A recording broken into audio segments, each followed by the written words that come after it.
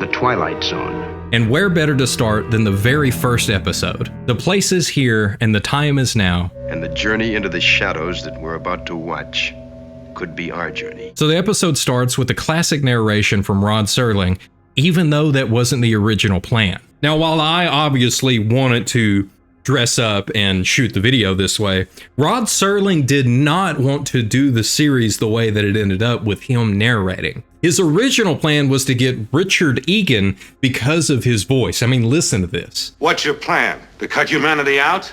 Are you anti-people and anti-life? Even going as far as to say it's Richard Egan or no one, it's Richard Egan or I'll do the thing myself, which is exactly what happened. We see a man walking down the road in his full coveralls as though maybe he's military or a mechanic or, I guess, an electrician, as he hears music coming from a nearby cafe and makes his way over to it. But when he walks inside, there's no customers, there's no staff, there doesn't seem to be anybody around. Say, I noticed there's a town just up the road. What's the name of it? So when he doesn't get a response, he immediately jumps the counter to see if there's anybody in the back. Hey, got a customer out front. But surely with the music playing and even the kettle already going on the stove, somebody must be here. And so he begins to yell his order out loud, telling them that he just wants some Lemonade. I guess it's kind of good that nobody's around whenever he goes to reach for a coffee cup and accidentally knocks this clock over. See that? Yeah, the clock says 6:15, which will be important later. I'm sure the owners are probably going to be pretty upset because not only did he break their clock, but he also just walked into the kitchen and got himself something to drink. But it's interesting because he's been having to yell over the music this entire time, but whenever he breaks the clock, the music stops. But he still continues to yell that he is there, he is a cash customer, and he has $2.85, American money. And this is what causes him to realize that he is American. We got that much settled, I'm an American. As this causes him to think out loud that he actually doesn't know who he is. What he does know is, I got $2.85 and I'm hungry. That much is established. But what he hopes as he walks back to the front is that he's going to wake up any minute now. And since there's no response from anywhere within this cafe, he makes his way out the front, making sure to turn the sign over to closed and wandering his way into town. And it must have taken him a little while because as soon as he gets there, we actually hear the clock tower chime that it's now 7. Is it 7 a.m.? Is it 7 p.m.?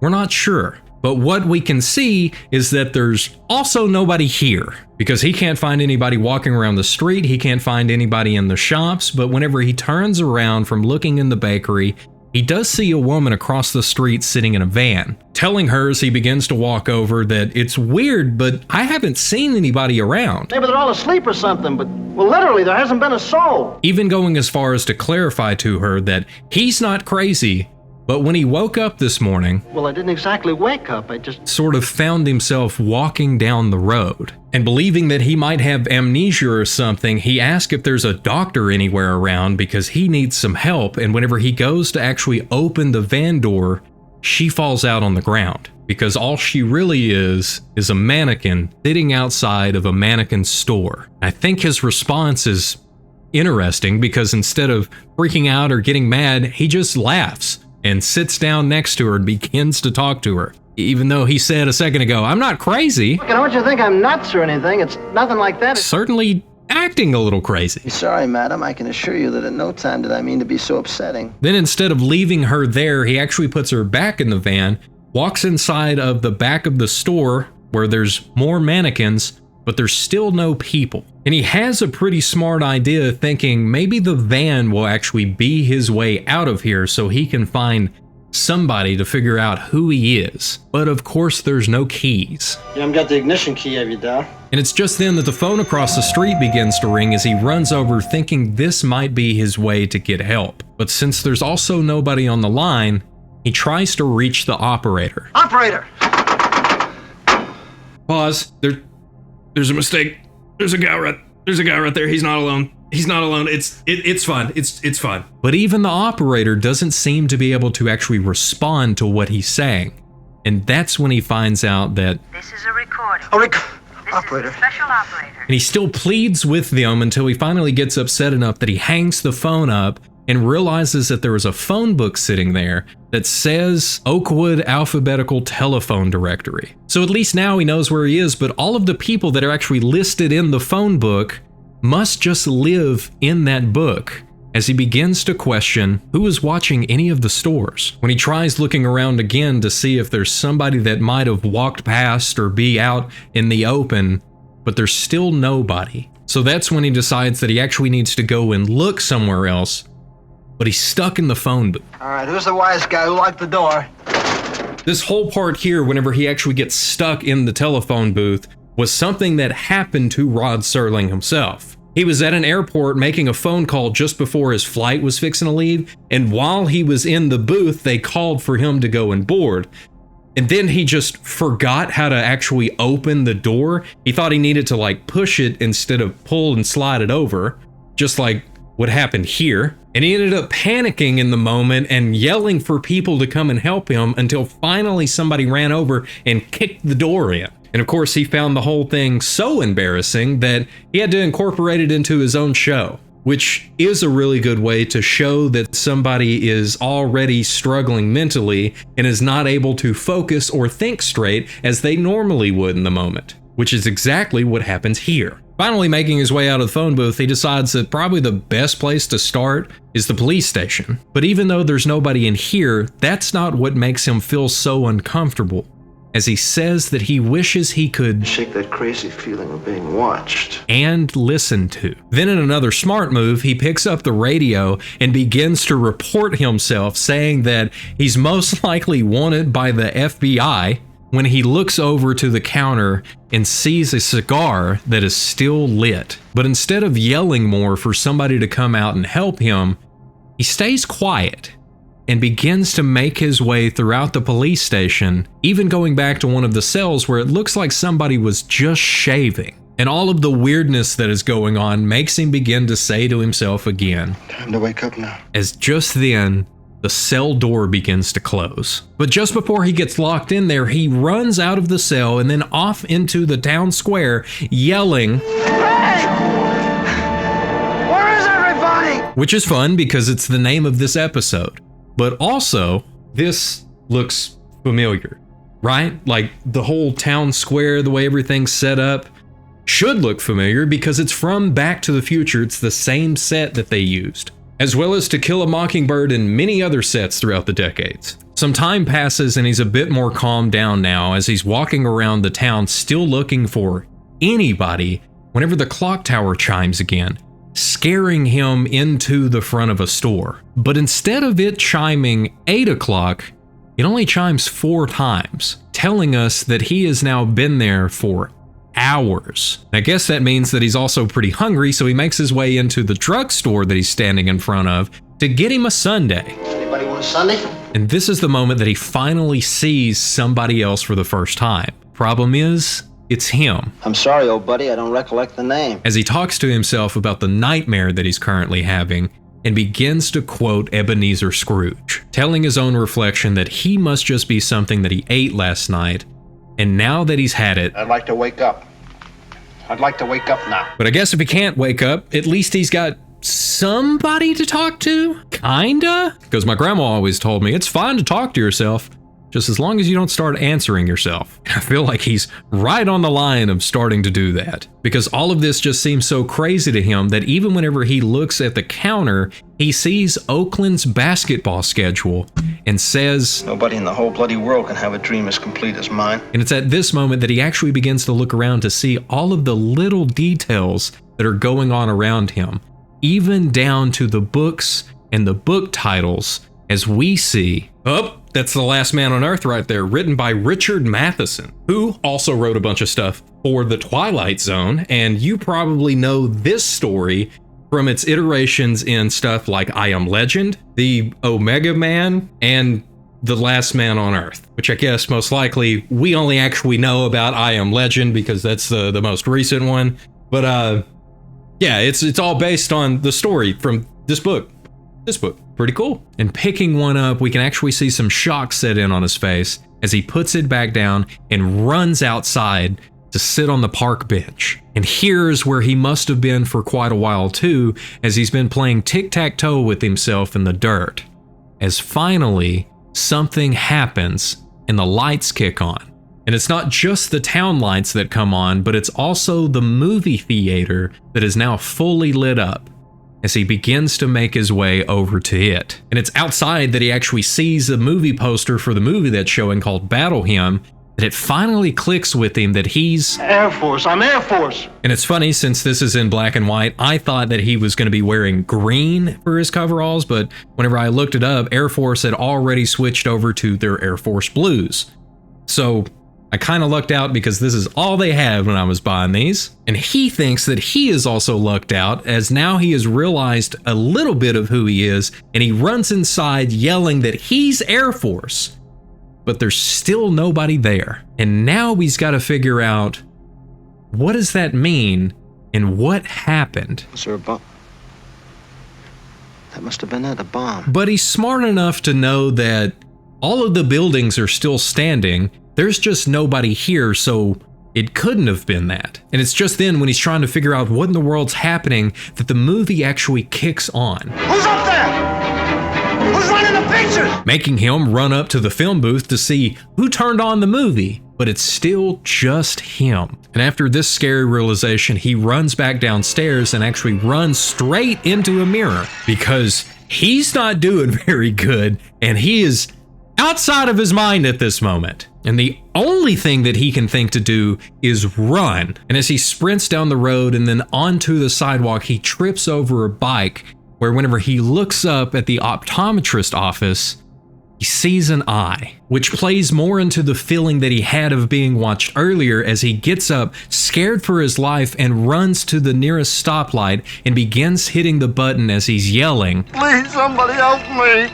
Help me, please, somebody help me. And it's at this moment that we see a room full of men who are, in fact, watching what is happening to him. Please, somebody help me. Somebody's looking at me. Somebody's watching. But not watching him in the town, instead on a screen. Somebody's looking at me. Please help me. Help me. As we see that he is strapped into a chair and has wires hanging off of him, so they're able to track exactly what is going on with him. So finally, having seen enough, the general stands up and says, Please, somebody help me. Get him out of there. Help me. Quick. Help. as a group of a bunch of military men run across there to a little box sitting in a warehouse and open it up, as we see Sergeant Mike Ferris. As we also see a clock inside the room that he is banging his hand against and has now broken the glass on it. I told you that clock at the beginning was important, because this one here also says 6:16, which is intentional because it's to imply that everything that we just saw happened within a minute, just as a dream normally will. As they finally get him unwired and out of the chair and loaded up on a stretcher, we then see a group of men making their way over, as the press finally comes in to begin to ask questions about what happened. Delusions, I think. He's coming out of it now. And it's at this moment that we find out that he has been stuck in this box for the last 484 hours, 36 minutes. which is just over 20 days of being locked in this room with zero human contact. And we're finally told that the whole reason any of this happened was to simulate a Trip to the moon, several orbits, and return. But the problem is, this is 10 years before we made it to the moon, and it doesn't take that long to get to the moon. Like, the Apollo 8 was able to go to the moon, orbit it 10 times, and make the return in 147 hours. But of course, they didn't know that back then. So they did the best they could to think of how long it would take to get to the moon. And this is what they thought. So the press begins to ask the general, what happened to him in there? What happened to him is that he cracked. And the general makes it very clear that if any of them were trapped in a 5-foot room for more than 2.5 weeks, being completely alone and not even hearing another human voice except for their own, that he would Give you especially good odds that your imagination would run away with you too. And with that, the general finally steps away from the press to go over to talk to Sergeant Ferris to ask him what happened. Where did he think that he was? Place I don't want to go again, sir. A town. A town without people, town without anybody. This is when the doc clarifies that his mind had developed this nightmare because of the situation that he had been in for so long. That's because the big problem that they have is they're able to substitute stuff for food, stuff for physical movement, and even able to give him some movies so that way he doesn't get bored. But there's one thing that they can't simulate. Man's hunger for companionship. Ferris takes all of this in and says that next time it won't just be a box and a hanger. When the general tells him, No, Mike. Next time you'll really be alone. so as Mike is now carried off on the stretcher, they make it outside, and he's able to see the moon. And he tells it, don't go anywhere, because next time it'll be real. So don't go away. We'll be up there in a little while. As the scene stays focused on the moon, and we hear Rod Serling again saying, up there in the vastness of space, in the void that is the sky. Up there is an enemy known as isolation. It sits there in the stars, waiting with the patience of eons. Forever waiting in the Twilight Zone. As the first episode of the Twilight Zone comes to an end. But this is not the first episode that was actually written for the show. The first episode that Rod Serling ever wrote was called The Happy Place, which was rejected because of what happens in the episode he wrote. The subject matter of a society that ends residents whenever they turn 60 was seen as too depressing for the first episode. So instead we got this. Please help me! Help me! I'm sure I'll be forgiven for this. But before we go with him to the Twilight Zone, we first have to visit him at the bank, where the episode starts and we actually pan over to see Mr. Henry Bemis counting some change back to a woman standing in front of his window. And the first thing that really stands out to us are his super thick glasses that he has. But luckily it's not a worry about if he can see what he's doing. It's whether or not he's paying attention to what he's doing, as he looks over to Miss Chester and starts to ask her if she's ever read David Copperfield. How's that? He just starts to explain some of the plot of the story, just jumping directly into probably where he was in the story of explaining that David's new stepfather is called Murdstone. Isn't that a villainous name? and not just leaving it there to go back to explain everything else that's happened in David's life, but immediately jumping over to explain that Murdstone's sister is... Mr. Bemis, you've shortchanged me again. Because Miss Chester here is clearly not paying attention to anything that he's actually saying, but instead has just been counting her money because she's ready to go about her day. But it's interesting to me because she specifically says, you've shortchanged me again, letting us know that this is not the first time this has happened. And I just love his response as he's like looking down at his book, waiting for her to finish whatever she's saying, as he finally looks up and it clicks with him. Oh no, I messed up. But what I love even more is the fact that he almost calls her Miss Murdstone. Terribly sorry, Mrs. Chester. Luckily catches himself just before he refers to her as a villainous name. He then apologizes to her and reaches over and grabs another dollar and hands it to her. Immediately then just telling her more about the book that she clearly doesn't care about. It's very clear that she doesn't care about this book as she grabs all of her stuff, gives him a, and then just walks away. But Henry doesn't even notice because he's too busy looking at the book and explaining. He even looks up and then back down at the book when he looks back up again and finally realizes, oh, she left.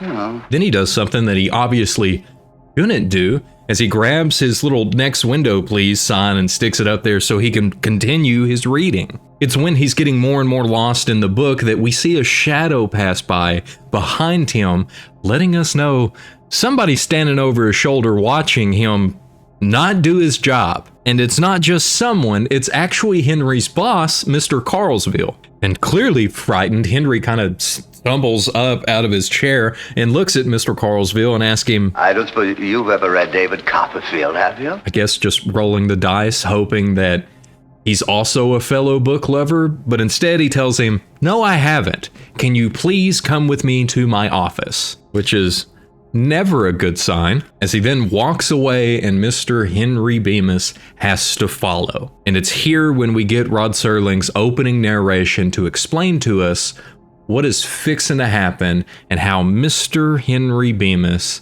is going to make his way into the Twilight Zone. And it's all going to happen because Mr. Henry Bemis is A bookish little man whose passion is the printed page. But the problem that has already been established at the very beginning of the episode is that every single person in his life does not share his passion. But his real enemy above all is The unrelenting hands of a clock. But in just a moment, all of that is going to change because He'll have a world all to himself, without anyone. making it clear right away that this is not the twist of the episode. Instead, this is just what is going to play out, is that he is going to be all alone, which is a lot like the last episode, but it's a lot different. Everything here happens way different. Well, literally, there hasn't been a soul. But what is not too different is Burgess Meredith being in a Twilight Zone episode. Because this is just the first of 4 episodes that Burgess actually appeared in as the leading actor, putting him tied for first place with Jack Klugman for an actor in the leading role the most amount of times in the Twilight Zone. Some good episodes right up in here, so if you're looking for something to go and watch, here's all the suggestions you need. Where we pick back up is in the president of the bank's office, who is Mr. Carlsville, and he is telling Mr. Henry Bemis that he do not function within the organization. As he should, and going as far as to tell him that he is not a good bank teller, he is not a good employee, but instead is a reader. A reader? A reader! Mr. Carlsville clearly doesn't pull any punches as he is telling him exactly how he feels about Mr. Bemis here. Which, I get it, you know, if your employee is not doing what you're paying them to do and is causing more work for everybody else because all he wants to do is read, that's one thing. But when he calls him out saying, I even see you go into the bank vault and read on your lunch break, it's like, okay, it's his lunch break.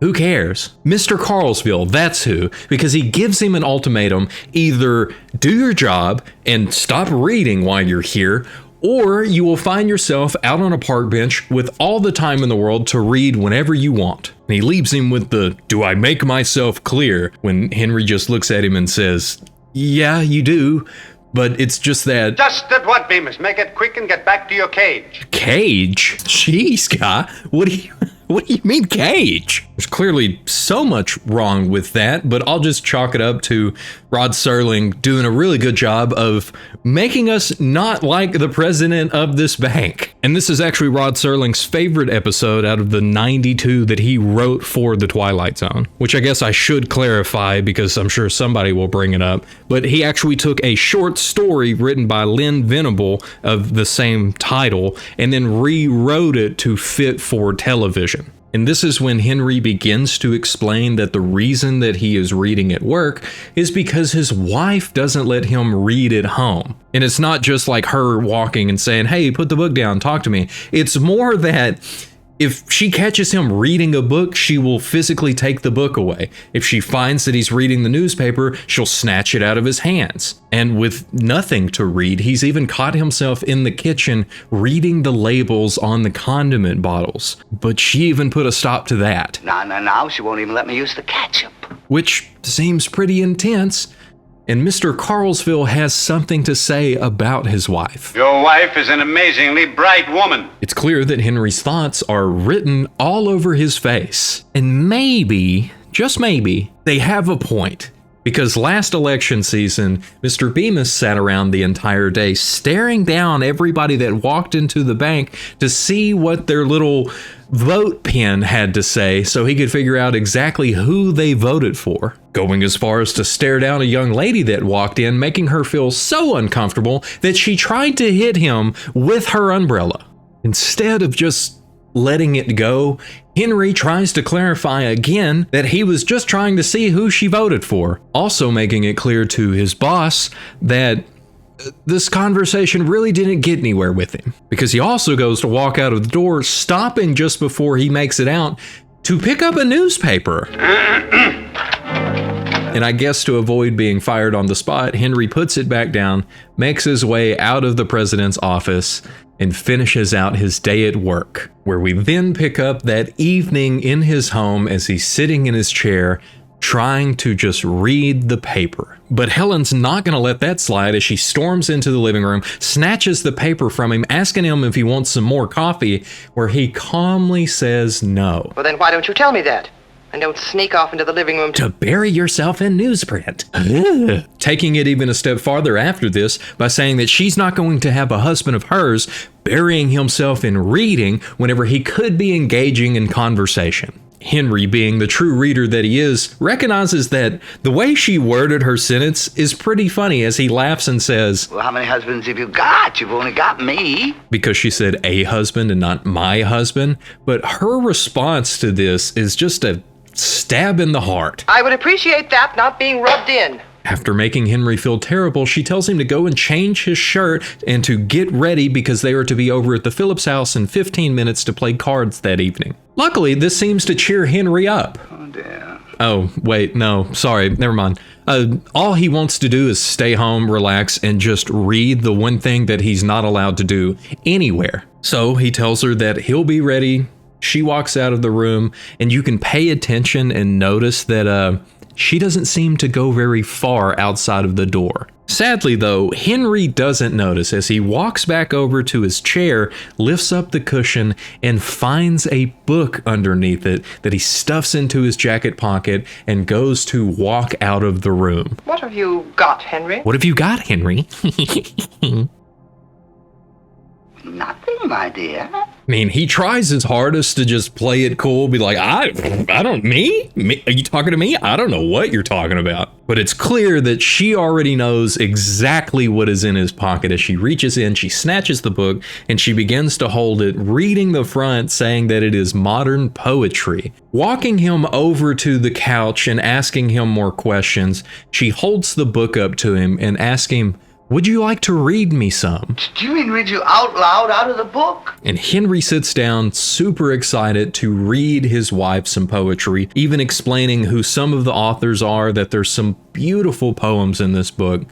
But when he opens it up, he sees that every single page has been crossed out with marker. Standing up, confused, but knowing, he still asks his wife, who did this? You should thank me, really. She then calls him silly for reading and even calls the poems doggerel, which I had to look up exactly what that means, and here it is, because this is not how I speak normally. It sounds like she's well read. I say it's doggerel. Henry's clearly upset by this as he says, no, there are really some beautiful things in here. And it doesn't matter to Helen as she grabs the book again and begins just ripping pages out and throwing them into the floor. And Henry's just pleading with her to stop as he falls down to the floor. And because you're paying attention, you will notice that his glasses fall from his face whenever he goes to reach down for the papers, giving us just a little bit of very good foreshadowing, and starts to grab up all of the pages as he stands back up and asks her, Why, Helen? Why do you do these things? and her response is so cold as she just looks him in the face and says, because I married a fool, and walks out of the room, leaving Henry with the torn pages in his hands, and I'm sure his heart in the same state. Then we pick up at lunchtime the next day at his job as Henry's grabbing all of his stuff and is beginning to make his way to the same spot that he always has his lunch, down in the bank vault, where he can read in peace and not be bothered by anybody in his life. But this time, as he's walking that way, he makes sure to look around to see if anybody is in fact watching him go to his secret hiding spot. Luckily, not seeing anyone, he shuts himself in the vault, walks over, sits down, opens up his lunch, and grabs the newspaper, where we read right on the front of it, H-bomb capable of total destruction, but also that this is the Daily Chronicle, which is published daily. But there's not a date on here, so what day is this from? What year is this from? Is this yesterday's newspaper? Today's? Is it tomorrow's that hasn't yet come out? How should we know? We don't, because this is the Twilight Zone, so it doesn't really matter now, does it? Henry really doesn't seem to be bothered by it anyway, so he just lays the newspaper aside, eats his lunch, and we see the book that he brought in there flip open on its own, as well as this pocket watch that he set aside to be able to track his lunchtime, as it shatters 24 minutes into his lunch break. And this is followed by a violent explosion that shakes everything around him. Yes, luckily his glasses are so thick that they don't do what the pocket watch did and just explode on his face. But he's probably thinking that's exactly what happened with all the craziness that's going on around him as he finally falls back into the floor and passes out. Some time passes as Henry finally wakes up and begins to make his way out of the vault, struggling to push the door open and then making his way up the stairs where there is total destruction all around him. And clearly being in a daze from whatever is going on, he goes to sit in a chair just to sort of take everything in when he's startled back to his feet by a voice just right next to him. I can only tell you that in adherence to duty. Where he looks over the desk that is in front of him to see that somebody is crushed under all of this debris and that it was a recorder playing back its final message as it then also explodes. Could you type that up in triplicate?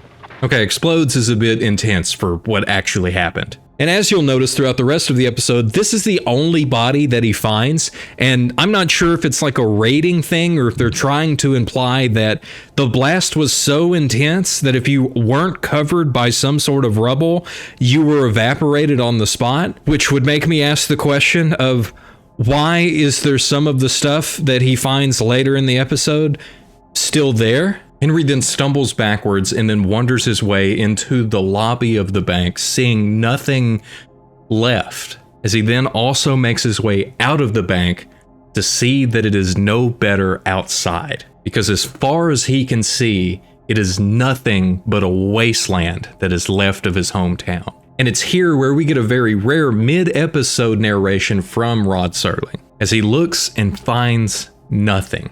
The neighborhood bar is gone, the movie theater is destroyed, the baseball diamond, the hardware store, and even The mailbox of what was once his house and is now a rubble. And it's here that we hear his first words after all of this has happened, standing just outside of the crater of what was once his home. Helen! Where are you? And we get another line from Serling telling us just how long he has been out here looking for anyone. Henry Bemis on an 8-hour tour of a graveyard. 8 hours that he has been out here just trying to figure out what happened and where everyone is as it finally hits him. Everybody's dead except me. And wrestling with this conclusion, it also hits him. The reason that he's okay is because he was down in the bank vault when everything happened. But now the real question is, does he even want to be alive? I'm not at all sure that I want to be alive. Truly thinking on the answer to that question, he makes his way over to the grocery store where he finds a bunch of food. Food long enough to last him years and years on end, so at least he doesn't have to worry about starving. Now, here's another issue with the Twilight Zone being as old as it is, because they were still studying the effects of nuclear fallout at the time, because he wouldn't be able to eat any of this food. All the food I can eat. Everything here is basically already radioactive, including himself, because according to Fallout procedure, he should have stayed within the vault for at least 2 weeks. But he definitely didn't know that at the time, and neither did literally anybody else. Grabbing a potentially poisonous cookie? I'm not really sure what he's eating here. He then sets off with a cigarette in hand over to a couch where he can just take a nap and I guess hope that this is all just a dream. But before closing his eyes, he says the worst part of all of this is being alone. Which does go right along with the last episode, but it's not just the being alone, it's the fact that he doesn't have anything to do. He's just going to be eating, smoking cigarettes, and reading the same half of a newspaper. Sadly waking up in the same destruction that he went to sleep in, he wakes up to see a vehicle not far off. And if you need proof that this is a horror show, it's right here whenever the car doesn't start. And this pushes Henry over the edge as he jumps out of the car, slams the door, and begins just yelling for anybody anybody to come and help him. Someone there?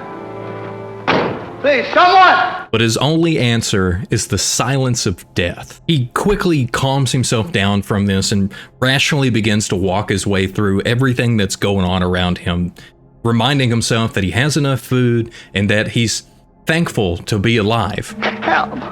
Help!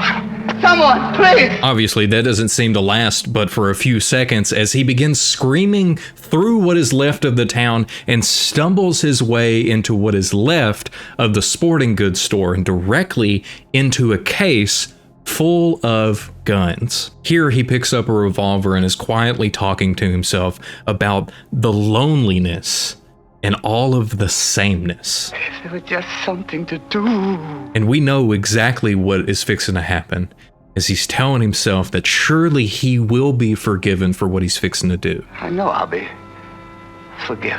And it's just then as he's putting the revolver up to his temple that he sees the public library. As he stops himself and even drops the gun to make his way over to it. And running up the steps, finally having some excitement, he sees the collective works of Dickens and George Bernard Shaw, as well as many, many more books for him to read. Books!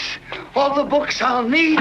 All the books that he could ever want to read. As he begins to grab them, he starts to stack them up in piles all up and down the staircase, so that way he can know this is good for January, this is good for February, this is good for March. Next year, and the year after. Books and books for years on end.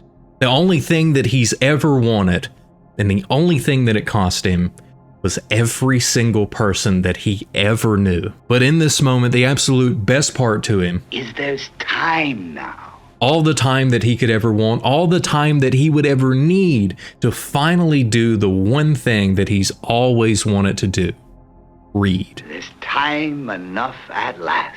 Sitting down now and rejoicing in all the time that he now has, he reaches for his first book. As his glasses slip from his face and shatter on the ground, and we see for just a moment what it looks like through his eyes in the blurry vision as he's looking for his now broken glasses. Fumbling around for just a moment, he finally grabs them and picks them up as the lenses are no longer in them, and he says exactly what all of us are also thinking. That's not fair. That's not fair at all. He had time now. He had all the time that he could ever need, and it no longer matters. As he stands to his feet and begins to sob, just repeating that it's not fair. That's not fair. And we hear again from Serling his final words of the episode. The best laid plans of mice and men, and Henry Bemis. The small man in the glasses who wanted nothing but time. Henry Bemis, now just a part of the smashed landscape. Just a piece of the rubble. Just a fragment of what man has deeded to himself. Mr. Henry Bemis. In the Twilight Zone. Promise you won't put me in a straitjacket? And the episode starts with a tired man trying his hardest to make it into this building. But with so many people around and so much stuff going on all at once, it seems like Mr. Edward Hall here is struggling just to stay standing. As he has to stop and lean against a light pole before making his way inside, it seems that all of the people that are passing from in and out through this revolving door is just making his head spin more and more. Now, I don't know what's going on here, but this lady just stuck her hand through the door. Why is there no glass anywhere here? Is it so that way they don't get reflections of the camera like they did in the first episode? It's here that Rod Serling gives us the opening narration to let us know what is going on. 12 o'clock noon, an ordinary scene, an ordinary city. It's lunchtime for thousands of ordinary people, and the next hour should be a rest for many of them. To most, but not all. Unlike Mr. Edward Hall, because to him, time is an enemy, and the hour to come is a matter of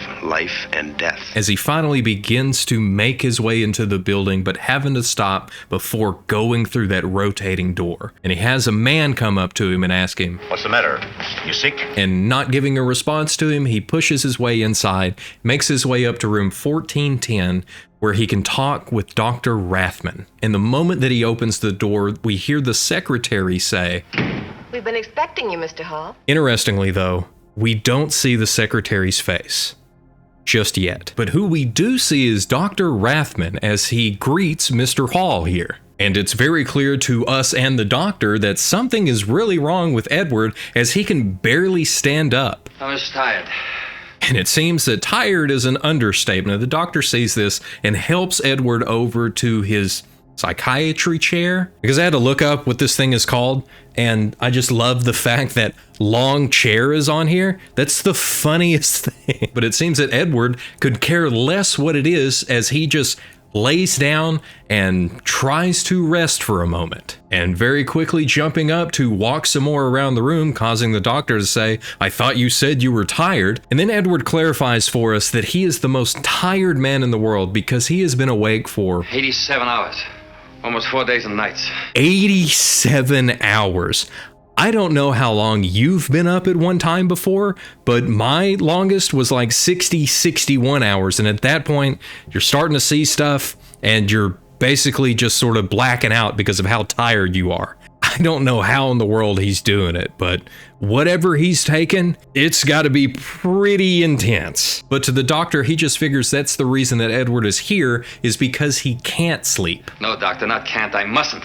Because for Edward, he knows that if he falls asleep again, he's never going to wake up. So after getting a cigarette from the doctor, which is just funny to think about, he then asks him if he can walk around some more. That's really the only way that he can stay awake. Stand on your head if you think it'll help. And after having a little bit of small talk, Edward reveals that the only reason that he's even here is because his regular doctor suggested that he come see him. But that doesn't change anything for Mr. Hall, because he still believes that all of this is just a waste of time. And for the doc, he doesn't know, because he doesn't really know anything about Edward other than his name, his age, his occupation, that he has a heart condition, and no history of mental illness. And so he just flat out asks Edward to fill him in on the rest so he can hopefully help. But Edward tells him there's no point and just to forget it, and goes to leave. Now, you really think running away will do you any good? It's here that the doctor begins to use his psychiatric powers to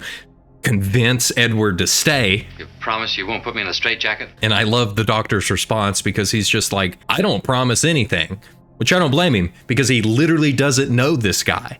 And for all he knows, this guy is a little unstable. As he walks over to the window, ask if he can open it up while he's opening the window to look out down at the street. Quite a drop. Being a quick thinker, the doc steps over there to shut the window and says, I'm gonna have to ask you to step back in. And Edward claims all that he wanted was some air, and the doctor's like, okay, I'll turn on the AC.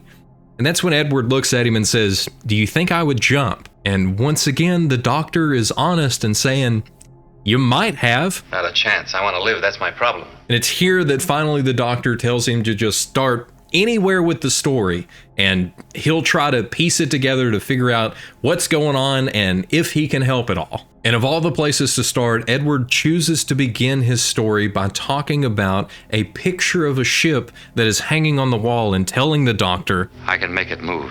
all right, maybe he does need to be in a straitjacket, because what? It's not real. It just ain't as real as it seems. But in true psychiatrist form, the doc just lets him continue so he can try to figure out if he's telling the truth or insane. Luckily, though, he clarifies that he knows that it's not really moving, but when he was growing up, they had a similar picture that hung on the wall, and his mother told him if he stared at it long enough, it would begin to move. All I had to do was keep looking at it. And at first, he just thought his mom was playing a joke on him, but the idea fascinated him so much that he sat down one evening and stared at the painting for over an hour until it began to move. And this is when the doctor cuts in real quick to tell him it's just an optical illusion. It can happen to anyone. It's not that strange. But for Edward, that's not the issue. That after a while I couldn't control it. It had reached a point for Edward that every single time that he saw the picture, it would constantly move, and the cells would open up and the ship would dip in the water, and there was nothing that he could do about it. And he even clarifies for the doctor that whenever you have a pain in your arm, just because there's no physical sign, if your brain is telling you that your arm hurts, it hurts just the same, doesn't it?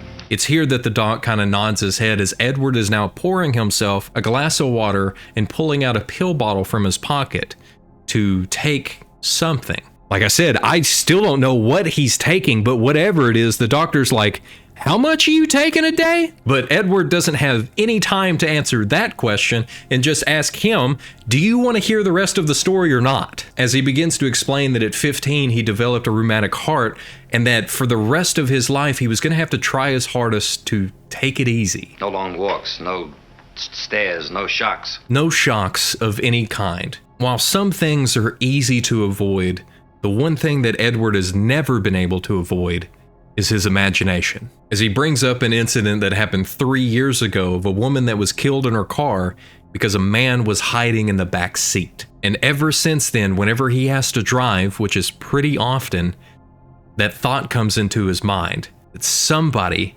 might just be behind him in the back seat. I'll be honest, I've done this exact same thing of looking in the back seat, knowing nobody's there, but then you keep thinking about it. I kept thinking there's somebody back there. And it was through him thinking more and more that there was somebody back there and staring so hard into the rearview mirror that he begins to see somebody in the back seat. Because Edward's no longer paying attention to a road, another car has to slam on its horn so that way he can get Edward's attention, but he still doesn't have time and ends up in an accident anyway.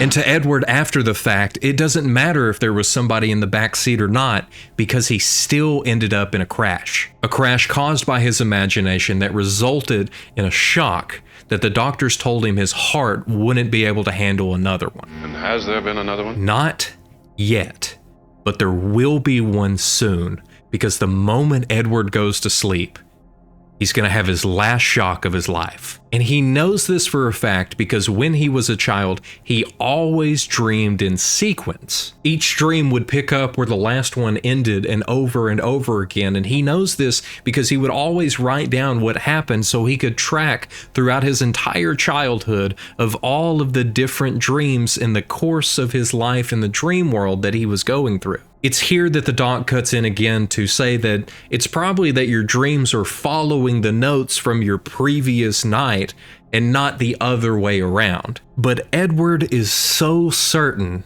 that that's not what is happening.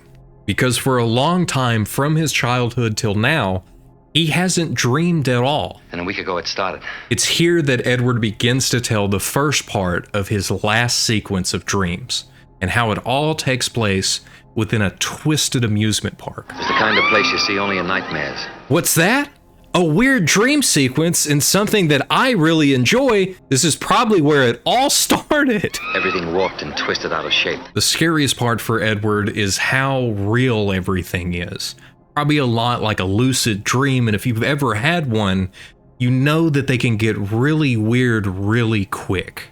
Because I know for me, it only took me one to decide I'm never doing this again. And mine was nowhere near as weird as this, as we then see a man calling Edward over to the shooting gallery where the target is a spinning spiral. And I guess it's not a complete nightmare because it only cost a dime for 6 shots. If only they were still that much, because nowadays you go and pay $15 to get something like this. But it's just before taking a shot that Edward hears another man calling out about all of the beautiful women that they have within their attraction. So Edward puts down the rifle and makes his way over there, much to the confusion of the man running the shooting gallery, just in time to be introduced to Maya, the cat girl! And it's here that Maya begins dancing for Edward. Even though there are some other people off in the background, Edward's right up in front and watching her very intently. Until he runs away. It's at this moment that we hear Edward telling the doctor that he didn't know who she was and that he'd never seen her before. If he had, it must have been as he was just walking down the street and she stuck in his memory. But what he did know is that he had to get away from her because something in her eyes spelled trouble. Now her name is Maya, which is a Hindu word, and it has the meaning a supernatural power wielded by gods and demons to produce illusions, which is pretty on point. And back in the dream, as he's trying to calm down with a cigarette, Maya's then there to light it for him. And she asks, "Why'd you run away?" I felt like it. I love how he says that line. Then leaning in, she asks if he's alone because she's free tonight. And she grabs his hand and goes to run and says, "Come on, Edward." You want to, don't you, Edward? But he's just confused and even asks, "How do you know my name?" I know a lot of things. I'm Maya. Don't be afraid. He says that he's not, but both us and Maya can tell that he is. And this is where he makes it clear that none of this is real, that all of this is a dream. And Maya says, "I know," as she still leads him by the hand over to the funhouse and asks him to take her inside. How can I argue with a dream? And it's inside this funhouse that everything is freaky. There's monsters and weird creatures and all kind of scary stuff inside of this small dark space that would probably scare just about any child that would go into a fun house. But Maya doesn't leave much time for Edward to think about it much as she leads him further inside. And when they get to the right spot, she looks at him and says, We've been expecting you, Mr. Hall. What? Confused, Edward asks what, but Maya makes sure to keep it so simple and tells him, "You can kiss me now." Edward's clearly hesitant at first, but then gives in.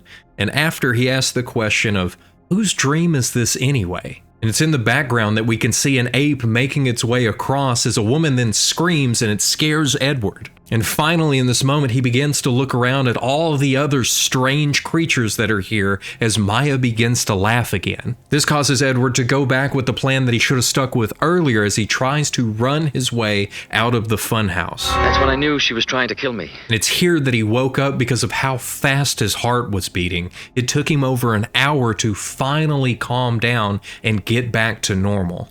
And it was so bad that he went back to his doctor to get another checkup, and the doctor told him that his heart wouldn't be able to take much more than that. It's then that Dr. Rathman asks again, "Did you know the girl? Did you recognize her at all?" And Edward still insists that he has no idea who she is. But we're going to get to know her a little better as he starts back in on the next dream. I was back in the amusement park.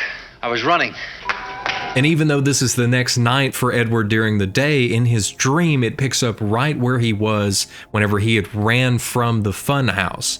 And Maya still catches up to him to find him. There's nothing to be afraid of, Edward. It's only a dream. But to Edward's heart, it doesn't make any difference. There's still so much tension and so much shock that can happen within his dream that still could kill him. Maya here is still trying to convince him that this is a dream, nothing matters, you can do whatever you want because it's a dream. And then points to the passing roller coaster where she then grabs him by the hand again and they get on it. And we hear Edward telling the doctor again that he didn't want to, but he couldn't help it. He had to follow her. Even though I knew exactly what it would mean, I had to follow her. On the roller coaster now, as they begin their ascent up the track, it's at the top whenever Maya begins to laugh. Continuing her laugh on the trip down as they begin to fly on this roller coaster, Edward's just begging for it to stop. He's begging to be able to get off of this, and Maya just keeps telling him, "It's too late. It's too late, Edward." Jump, Edward! Jump! Jump, Edward! And this is where he woke up 4 days ago. And he knows the moment that he goes back to sleep, he's going to be right back there on the roller coaster, and Maya is going to push him off of it. And that'll be the end. On the other hand, if I stay awake any longer, the strain will be too much for my heart, and that'll be the end of me. A complete lose-lose situation for Edward because he knows that he's going to die either way. And he's still convinced that there's nothing anybody can do. He makes his way out of the doctor's office to go and get some fresh air. But the second that he opens the door and sees the secretary again, everything changes. Maya! As quick as he can, he steps back inside and shuts the door behind him, causing the doctor to ask him what's wrong, and he says, "It's her." My receptionist? But the doctor assures him that her name isn't Maya and it can't be her. Not saying a word, it's clear that Edward has his mind made up for what he's fixing to do next.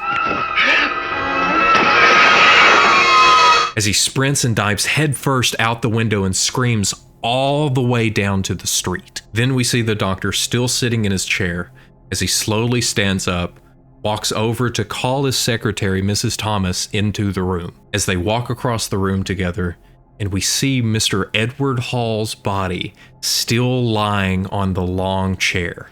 I'm afraid he's dead. Confused, Mrs. Thomas looks at him and says, but he only came in a minute ago. And Dr. Rathman tells her that he came in and he just looked so tired that he told him to lay down, and Less than 2 seconds, he was asleep. then he let out a scream within his sleep. Heart attack? Probably. The doc then says that there are worse ways to go, At least he died peacefully. as it then pans over to the window and we get Serling's final words for the episode. They say a dream takes only a second or so. And yet, in that second, a man can live a lifetime. He can suffer and die, and who's to say which is the greater reality? The one we know, or the one in dreams, between heaven, the sky, the earth. In the Twilight Zone. Why shouldn't people be allowed to be different? Why? The episode opens with a woman lying in a hospital bed with her head completely wrapped in bandages, as a nurse enters into the dark room and tells the patient that it is time for her sleeping medication. But patient 307 isn't surprised that she needs sleeping meds. She's just surprised that it's now nighttime, and even asks the nurse, how was the day? Was it a beautiful day? Was it warm? Was the sun out? Telling us immediately that she has been in these bandages for so long that the days and nights are beginning to run together. And the nurse just kind of laughs this question off because it's clear that this is not the first time patient 307 has asked about the day. And she even tells the nurse that after all of this time, she's beginning to miss just looking at the clouds. If you stare at them long enough, they become things, you know what I mean? People, ships, anything you can imagine. And it's here that the nurse has to touch the patient's shoulder to even let her know where she is. And I just love how quickly she grabs onto her hand, telling us that not only does she miss being outside, but she's also missing basic human contact. It's just before taking her temperature that the patient asks one last, very important question. When will they take the bandages off? To this, the nurse pulls away before responding, and then grabbing her hands again, she tells her that it will be when they decide if they can fix her face or not. But patient 307 knows just how bad her face is and repeats this a few times, causing the nurse to try to comfort her just a little bit by saying she's seen worse. But patient 307 knows just how bad it is, and has known this for as long as she can remember, with even her very first memory being of There's another little child screaming when she looked at me. Her entire life, she's never wanted to be even considered beautiful. She has just wanted to be considered normal, to no longer have people look at her in disgust, and no longer have children screaming when they see her. So again, she asks the nurse, when will these bandages come off so she can see her new face and see if she will achieve her dream of just being normal. And the nurse tells her that it could be tomorrow, it could be the day after, but after all of this time, what difference does it really make with needing to wait a little longer? And after leaving, the nurse reports back to the nurse's station and tells Dr. Bernardi that patient 307 is doing just fine, there's no temperature change, and she's now resting comfortably. And it's at hearing about patient 307 that the other nurse asks her if she's ever seen her face. If it were mine, I'd bury myself in a grave someplace. And then she's also just amazed at how badly some people want to live despite how awful they look. It's as she offers the other nurse a cigarette that we see a shadow walking up behind them on the wall as Rod Serling steps out and gives his opening monologue. Suspended in time and space for a moment. Our introduction to Miss Janet Tyler, who lives in a private world of darkness, a universe of whose size is that of the bandages that cover her face. In a moment, we'll go back into this room. And also in a moment, we're going to take a look underneath those bandages and keeping in mind that we are not to be surprised by what we see, because this is not just a hospital. And this patient 307 is not just a woman. This is the Twilight Zone. And Miss Janet Tyler, with you, is about to enter it. Entering back into the Twilight Zone, we find the nurse and Dr. Bernardi in room 307 discussing Janet's condition. And we also find out that they've been keeping her sedated throughout the nights. But without her able to tell nights and days apart, I'm sure that this is just another part of her continued existence within the hospital and within these bandages. It's here that Dr. Bernardi walks around to have a small chat with Janet, even telling her that it was hot today, and that also, we'll have those bandages off you very soon. Because he just assumes that she must be uncomfortable underneath all of those bandages, but Janet makes it very clear that she's been in them so long, they're just like a part of her now. After all, this is her 9th visit to the hospital to have something done about her face. It is the 9th. The 11th. Even the doctor is shocked at this news as he pulls his hands away, and Janet begins to recollect just how much of her life has been spent within these bandages, within this cave that is lined with gauze that has now become her safe place, one of the very few places that she can have privacy from the rest of the world. And it's from within this cave that she has begun to believe that even this treatment is hopeless. Hearing this, Dr. Bernardi is honest with her, as he says that none of the other treatments have made any difference at all, so it's hard to say if this time will be the time. But they are still hopeful for this treatment, even though they won't know how well it's worked until those bandages come off. Because the main issue that they've had all this time is that they've been unable to do any plastic surgery. So instead, they've had to use injections and medications and many other techniques, but all of them to no avail up until this point. And this will make the final attempt that they have at trying to fix her face, because we're not permitted to do any more after 11. With Janet's doubts, the doctor reminds her that she needs to stay positive, because none of them know if it's worked or not. It's here, though, that Janet asks the doctor that if it hasn't worked, what will be next for her? Well, there are alternatives. Without going into any detail, Janet understands and says that she knows. And the doctor says they both know why these rules are in place, and that each person is at least given the chance to fit in with society. But she needs to start thinking about all of the time and all of the money that she has spent trying to achieve her dream. All of it being wasted up to this point to possibly make her look like what, doctor? Normal. The way that she has always hoped for and still hopes for now. And it's this reason that she begins to beg the doctor to just let her go outside and sit in the garden, so she can finally get some fresh air and just smell the flowers to hopefully feel normal for just a moment. Out there in the night, out there in the dark, she could just be another part of the world, not bothering anybody, and able to forget the grotesque woman that she is. Because out there, nobody could see her, and she might just be able to feel normal for just a little bit. I want to be like everybody. And as she's pleading with the doctor, she's clinging to him, and it's clear that he shares in her pain as he holds her back. And he tells her that she isn't alone. There are many people that look the way she does. And one of those alternatives is for her to move to where they are,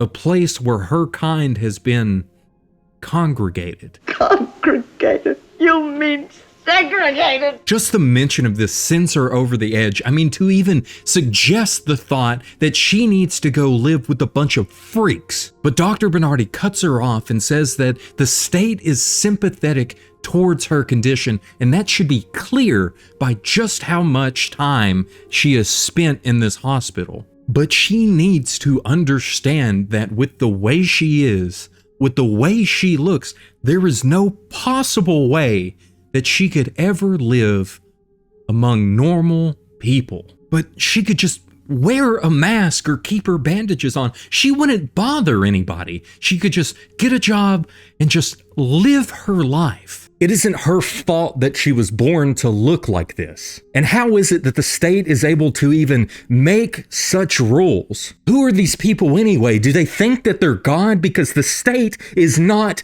God. That hasn't the right to make ugliness a crime! With her outburst at her convoluted situation that she finds herself trapped in, she throws the blankets back and runs for the window. With the doctor yelling for her to come back and just to calm down, she throws it open and is finally able to smell the fresh air and smell the flowers. And it's just as the doctor makes it to her and turns around, she begins to beg for these bandages to come off, to pull her out of this prison that she is locked in, to take it off me! Take it off me! Her cries are heard throughout the hospital as some more nurses rush in to restrain her and put her back in her bed. And it's here that finally Dr. Bernardi gives in and says, we'll take the bandages off. Later in Dr. Bernardi's office, it's clear to us and to the nurse that just entered the room that patient 307 has really been weighing on his mind. And he tells her that he tries his hardest not to get emotionally attached to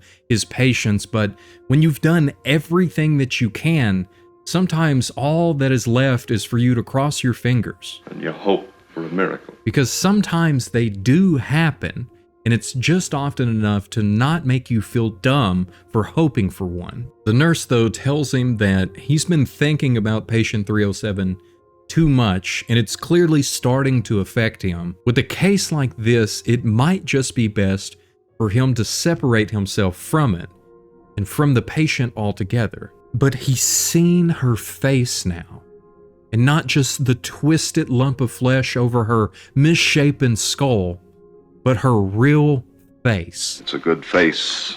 It's a human face. It's here that the nurse admits that it's easier for her to think of patient 307 as human as long as her face is wrapped up in those bandages. But why? Why is it this way? Why do they feel like this? And it's here that he asks the very important question of what is the difference between something that is beautiful and something that is repulsive? Is their idea only skin deep, or is it something much less than that? Why shouldn't people be allowed to be different? Why?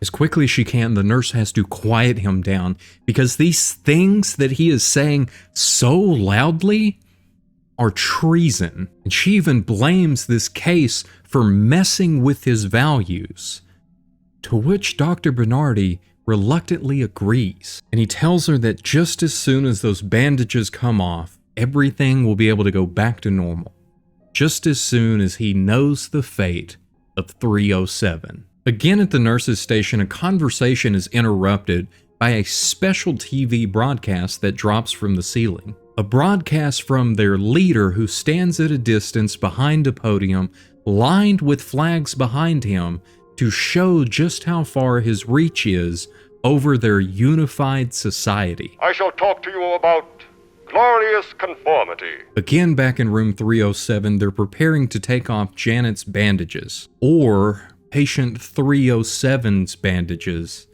depending on what lies underneath. But before they start, Dr. Bernardi reminds her she has to stay calm during the entire process. At no point can she throw a tantrum or become irate if the results are not what she hoped for. And after agreeing with the doctor, he then lays out the way that this process will work. They will slowly unwrap her as to not try to interfere with any healing that still needs to be done. But what stands out while he's saying this is that we see the nurse that is holding the scissors that are going to help with the unwrapping process. But we also see somebody with a sedative prepared to go, just in case. And the doctor tells her that during this whole unwrapping, she needs to make sure to keep her eyes open and to just describe anything that she sees, whether it's shapes or shades or colors, because the injections just might have had an effect on her vision. Agreeing with this, Dr. Bernardi finally starts to cut Janet out of this prison, and after the first layer, he asks her if she can see any light. Oh, just a little. It looks gray. Continuing this process, they methodically unwrap her, stopping after each layer to let her eyes adjust to the new things that she's now able to see, even moving her head to look directly at one of the lights so she can fully notice the difference. And it's just before taking off the final layer that Dr. Bernardi asks her again what she can see. I can just see you. It's just his outline, but he is there and is so close. And after all of this time, it's finally almost over. And the doctor asks her if she would like a mirror so she could finally see herself and know her fate within this unified society. But she refuses, and the doctor, with a level of nervousness in his voice, tells her one last time that if the treatments worked, then great, but if they haven't, she can still live out a life to its fullest among people of your own kind. Then he tells her that in just a moment they'll know the results, and they'll either be able to release her but before he can finish his statement, Janet speaks up, and she asks him if she is still ugly after all of this, if there is another alternative, if she is still so hideous that she can no longer live within normal society. Is it possible for her to be put away? As China, the state does provide for the extermination of undesirables. But he's also pretty certain that all of the hurdles they would have to go through to do such a thing are beyond what would be allowed for her. The only real option that she has, if the treatments have failed, is for her to be moved to a community of others that are like her, others that share her same disability. And so he wishes her good luck and tells her to keep her eyes open as he places his hand on her shoulder along with another nurse, hoping for the best. As the final layer is pulled away, we see more and more from Janet's perspective of the room coming into view. But we also see others in the room standing back in the shadows as they're watching to see who is underneath those bandages. Whether it's Miss Janet Tyler or still patient 307. In the second that those bandages fall from her face, they cover their own as they're in shock because there's no change. No change at all. She looks up without fully grasping what the doctor just said, as it then hits her that she is still horribly ugly. She then screams and tries to make a run for it, but the rest of them are too quick and she's not able to make it very far as Dr. Minardi turns around and tells the anesthetist to give her the sedative. With the world fully in view now, not only do we see patient 307's hideous face, but we also see the faces of the rest of the staff. And the stark differences between them make it very clear why she would never be able to fit in to their unified society. And she knows this better than anyone else in there.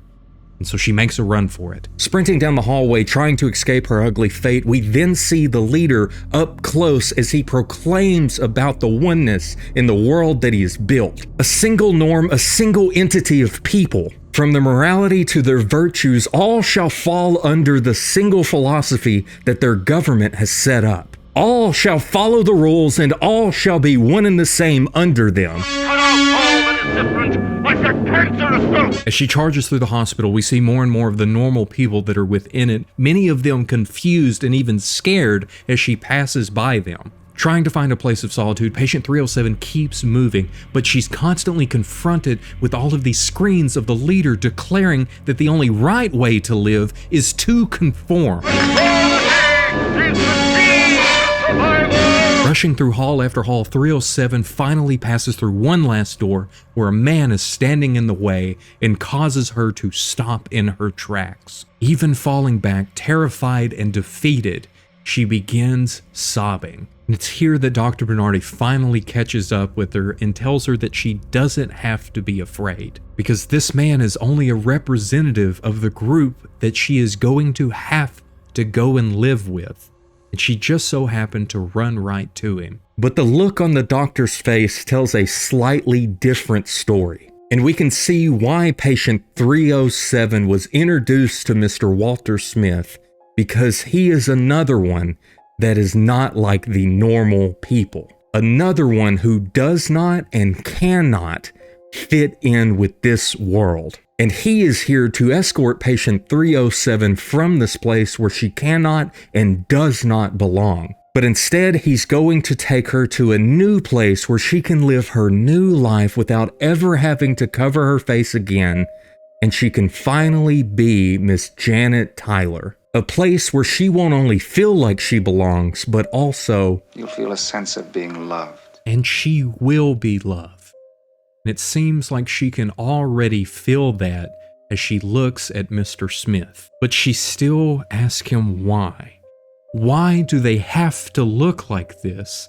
So different compared to the norm that is all around them in this world. Mr. Smith doesn't know. But what he does know is that it doesn't matter. Even with everything that she has done to alter her appearance so she can finally conform to be able to survive within this society, it hasn't made a difference. It mattered to her so much for so long, but now she is told something that I'm sure she wished she would have heard as a child. Beauty is in the eye of the beholder. It's an old saying that still holds true, but it can't hold true for patient 307. Instead, it has to be for Miss Janet Tyler, and only if she keeps repeating it to herself as many times as it takes for her to start believing it. With a look of reassurance from Mr. Smith, he tells her to grab her things so they can set off for their new home. And with a hand outstretched, Janet takes it as they then open the door to see the staff and Dr. Bernardi blocking their path. But instead of trying to stop them, a saddened Dr. Bernardi simply looks at her and tells Miss Tyler goodbye. And as he steps aside, these two people that are considered hideous by the world around them set forth on a new journey to find truth in the old saying that beauty is in the eye of the beholder. As Miss Janet Tyler makes her way out of this prison that she has been stuck in for her entire life, we get one of the greatest closing narrations from Serling. One that has stayed with me for the last 20 years and has proven to be true time and time again. Now the questions that come to mind. Where is this place and when is it? What kind of world where ugliness is the norm and beauty is the deviation from that norm? You want an answer? The answer is, it doesn't make any difference, because the old saying happens to be true. Beauty is in the eye of the beholder. In this year or 100 years hence, on this planet or wherever there is human life, perhaps amongst the stars, beauty is in the eye of the beholder. Lesson to be learned in the Twilight Zone. Makes one of us a liker, don't it? The episode opens in a snowy forest where we hear a humming sound above the trees as it then crashes through those trees into a nearby pond, where we pick up with two state troopers that are investigating what happened, but so far all they've found are the broken treetops and the cracked ice where something has flown and landed underneath the ice of the pond. And both Trooper Bill Padgett and Trooper Dan Perry are not sure what landed in the pond, but what they know is with how cold it is, it's going to be stuck there until spring. And just assuming that it must have been a meteor, Trooper Bill figures that it's still best for him to check in. That woman who phoned said something about calling out the National Guard. So as he calls in to dispatch to explain to him what they've found so far about the unidentified flying object, we see Trooper Dan making his way up the hill to get a better look at what happened. And it's here that he finds a set of footprints in the snow leading away from the pond. And as he relays this information to Bill, Bill is still talking to dispatch and begins to tell dispatch what they just found until he thinks about it for a moment and realizes how crazy it sounds. So with Bill being confused about what he was just told and dispatch being confused by not having enough information, he says that he's going to call him back, but dispatch reminds him that they need to go and check the bridge nearby because they have reports that it is covered in ice. So Bill tells him as soon as they're finished investigating whatever is going on here, that they'll go and inspect the bridge and block it off if need be to keep everyone safe. But first, let's leave the car and follow these tracks. Because from where they're standing, it looks like these footprints in the snow lead straight to the diner through the woods. And it's as they set off that way that they pass Serling, who then gives us some more information about what is going on in his opening narration. A wintry February night, the present. Order of events, a phone call from a frightened woman notating the arrival of an unidentified flying object. Then the checkout you've just witnessed, with 2 state troopers verifying the event, but nothing more enlightening to add beyond evidence of some tracks leading across the highway to a diner. You've heard of trying to find a needle in a haystack. Well, stay with us now, and you'll be part of an investigating team whose mission is not to find the proverbial needle. No, their task is even harder. They've got to find a Martian in a diner. And in just a moment, you'll search with them because you've just landed in the Twilight Zone. Wait, I'm supposed to be talking about Nightmare at 30,000 feet. This is the wrong episode. What is the title of this video? Oh, I'm in PolterGibbst channel. Oh. I messed up. I messed up real bad. I'll go fix that. Making it to the diner, we can see a bus is parked out front of the Highway Cafe as all of the passengers are sitting inside taking a short break from their trip. And it's just as the troopers step foot inside that Haley the bartender asks them, "Trouble?" But before Trooper Dan explains how the bridge up ahead on their path is currently unsafe, we can take this moment to see who all is here. Starting with this couple on the left, this is Peter and Rose Kramer, and sitting next to them at his own table is the bus driver, Olmsted. And the next couple sitting in the back is George and Connie Prince, and the man sitting a couple tables in front of them is the businessman Ross. Then another man sitting at the bar by himself who everybody refers to as Grandpa, but his name is Avery, and behind the bar is of course Haley the bartender. And sitting at the far left at her own table is Ethel McConnell, and if we include the 2 troopers that just entered into the Highway Cafe, that means that we currently have 10 Earthlings and 1 Martian within this diner. The troopers choose to give them the news about the bridge up ahead first, and at hearing this, Olmsted the bus driver lets them know that the way that they came from is also now blocked by the storm. Which means that they're all going to be stuck here at least until morning. Till morning?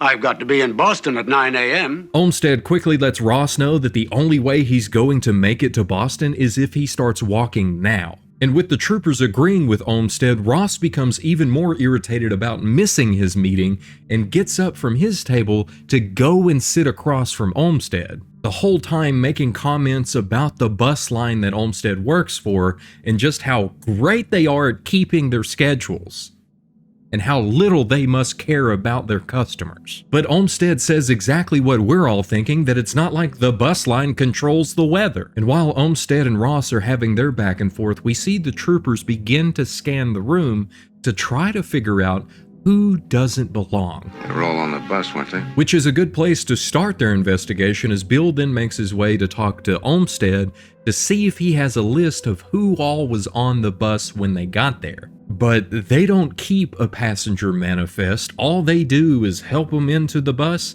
and kindly drive them to their next destination. We're that glad to have them, with or without names. So instead, Trooper Dan then asks how many passengers he had, to which Olmsted quickly tells him 6. But the problem is, there are now 7 passengers here in the diner, even though Olmsted is certain that he only had 6 people on his bus, which must mean that somebody was already here when they arrived. But Haley then tells us that there hasn't been anybody in his diner since lunchtime, and he just assumed that everyone that came in at the same time must have gotten off of the bus. And that's because they did, and Olmsted even says there wasn't anybody in here when we arrived. And how do you account for 7 people? Confused and without an answer, Olmsted sits back down and declares that someone here did not come from his bus,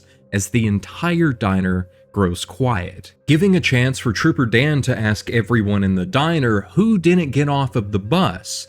But the only one to speak up is Ross, who says, "We all got off of the bus, and if y'all plan to keep up this interrogation, I want my lawyer here." And here is where Avery busts out laughing and chimes in about Ross's absurd statement that he just made, causing Ross to look at him and say, "I don't remember you getting off of the bus." But Avery throws that same accusation back at him, and that makes one of us a liar, don't it? Avery and Olmsted have a good laugh at this as Ross starts in again because to him it just doesn't seem to matter. It's here that we get this fun look from Avery, who has got to be my favorite character within the diner, as Haley then asks the troopers what is really going on. Trooper Bill and Dan begin to explain everything that they know up until this point, that they received a call about an unidentified flying object that seems to have landed over in Tracy's Pond, very close by to this diner. At hearing this, Haley just calls it all crazy, but Olmsted explains again that when he and his 6 passengers arrived, the diner was empty, which means that one person here. After this silence, everyone begins to speak up, from concerns about the situation they find themselves in, to confusion about this new information that they just received, and even to flat-out denial because surely someone would have seen this one extra person. But it's to that denial that Peter then reminds everybody that when they got off the bus, it was so dark and the storm was so bad, it would have been really easy for anyone to slip in with the group and make their way inside unnoticed. Trooper Bill is just as confused as we are about what all is going on here, because surely they would know who the other passengers were. They got on at the same stop. The problem is the storm was also going when they got onto the bus. And even Olmsted, being honest, tells them that he doesn't even remember who all got on. With all of this confusion, Avery rejoins the conversation, claiming that this is just one big science fiction story and that it's a lot like a regular Ray Bradbury. 6 humans and 1 monster from outer space. So of course, there's one person that he has to ask. You wouldn't happen to have an eye in the back of your head, would you? Ross clearly isn't having a good time with the inconvenience, and definitely doesn't like Avery. Ethel speaks up and asks the troopers what now and how are they going to go about solving this mystery, but Bill doesn't know, because it's not like they were trained for this or ever even considered the possibility of something like this happening. And it's a good thing that she spoke up, because she then offers them a suggestion that they need to start with the couples, since they would be the ones that know for a fact they both got on the bus together and would be able to vouch for one another. And it's as soon as she says this that Peter Kramer declares him and his wife Rose as 2 of the humans. And just after that, George Prince does the same thing for him and his wife Connie, but Connie's beginning to look at her husband really closely. I could have sworn you had a mole on your chin. Confused, George reassures her that he's never had a mole on his chin, and it's at this that Peter then stands up and tells everybody that they need to keep their calm, because if not, they're going to start analyzing everybody that is there and picking up on little bitty details to then try to prove that that person is the real intruder here. And his wife Rose agrees with him by saying that there's no reason for the couples, at least, to begin to doubt whether the husband is really the husband.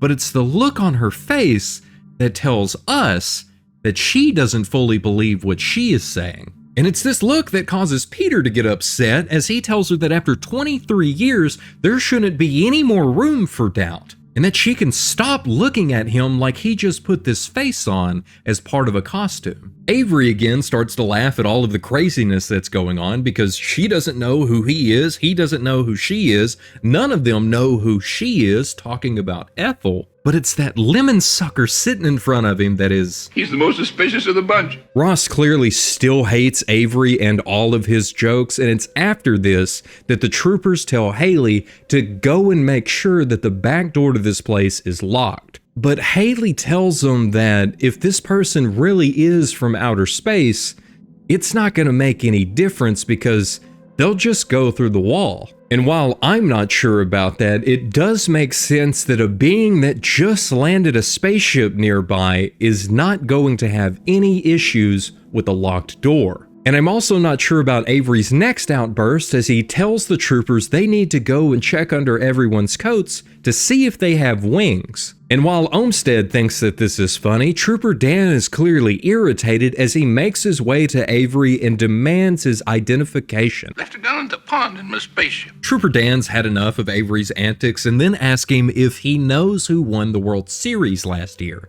To which Avery gives him the correct answer of the Pittsburgh Pirates beating the Yankees with all of the details about the games, and then tells him that they didn't think that the Martians would know anything about the great American pastime. And this joke finally lands with more than just Avery and Olmsted, as Ethel then begins to laugh, causing all of the attention to shift now to her. As Trooper Bill then makes his way to ask Ethel for her identification.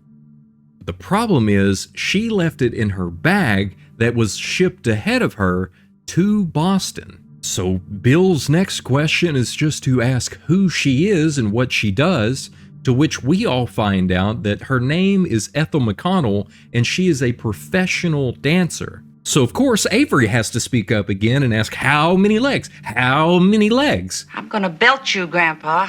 Grandpa Avery is the best. This time, instead of laughing, Olmsted then vouches for Ethel because she was the only one that he noticed getting on the bus. But he does laugh at Avery's next joke about who noticed him as the bus driver. But his laughter doesn't last long, as Avery then begins to explain that how do they know he is still the same bus driver that picked him up, as Avery then reminds everyone within the diner that not a single person has yet to be completely cleared. It's here that a still irritated Ross just tells everybody that they all need to present their IDs and they can be done with the whole ridiculous thing. Even though Avery and Ethel have already been asked for their IDs, and Ethel clearly doesn't have hers on her. Peter then speaks up and asks Ross how he explains all of the weirdness that is going on here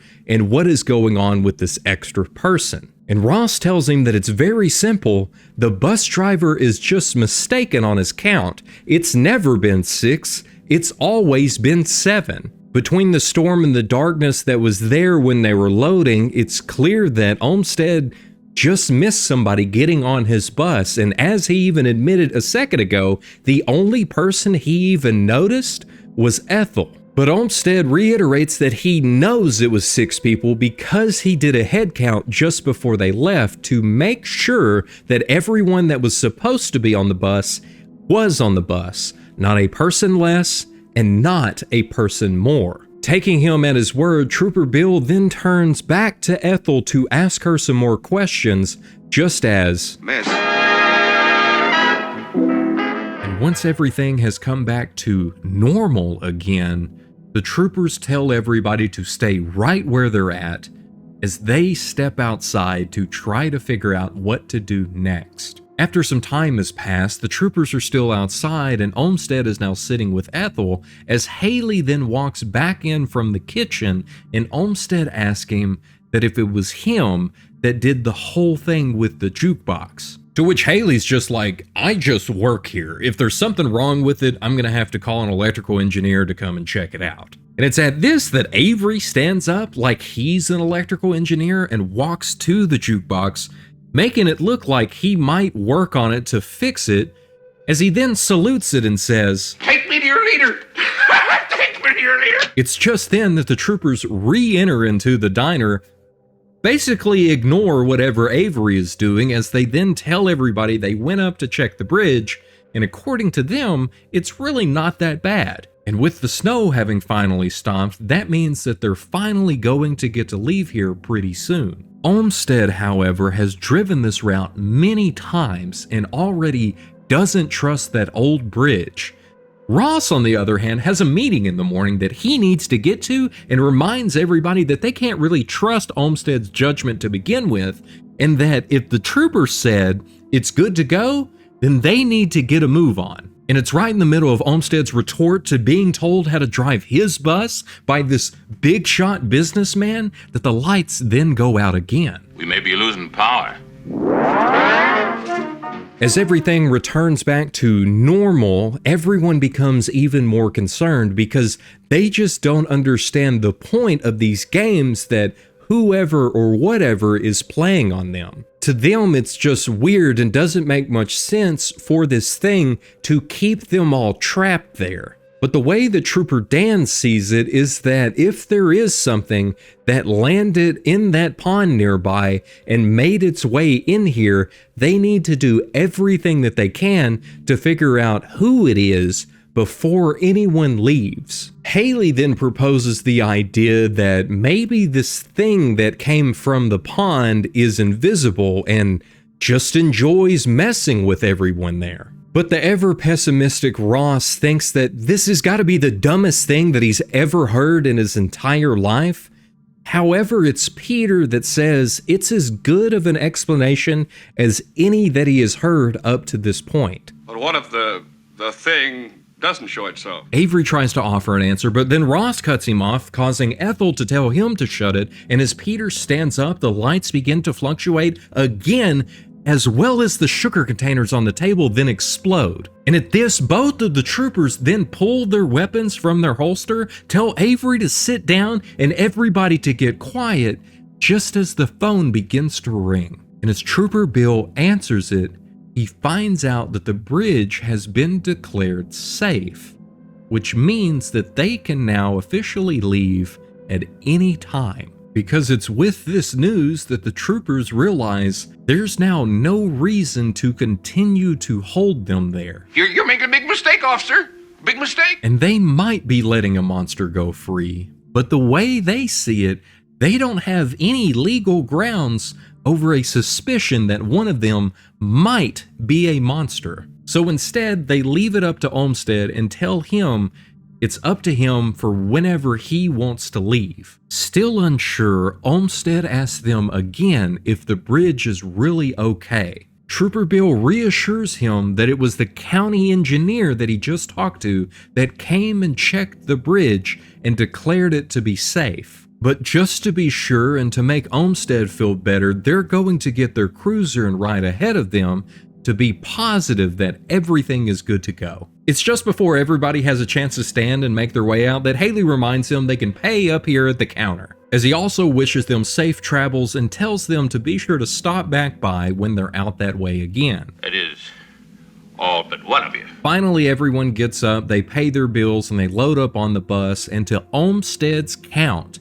there are in fact 7 people. And as Trooper Bill agrees with this count, we then have Avery remarking that by the time they make it to Boston, it's going to be at least 17. It's with that they all finally set off to their next stop and leave behind all of the weirdness that just happened within the Highway Cafe. But it doesn't end there, as we then see from outside of the cafe, Ross making his way back inside and first checking to see who is currently in there, which is just Haley at the counter. It's as Ross takes his seat that a clearly concerned Haley first takes his order for another cup of coffee. Haley figures that he must be mistaken and that Ross didn't get on the bus with the rest of them, but Ross reassures him that he did get on that bus. It was the bridge. The bridge was not safe,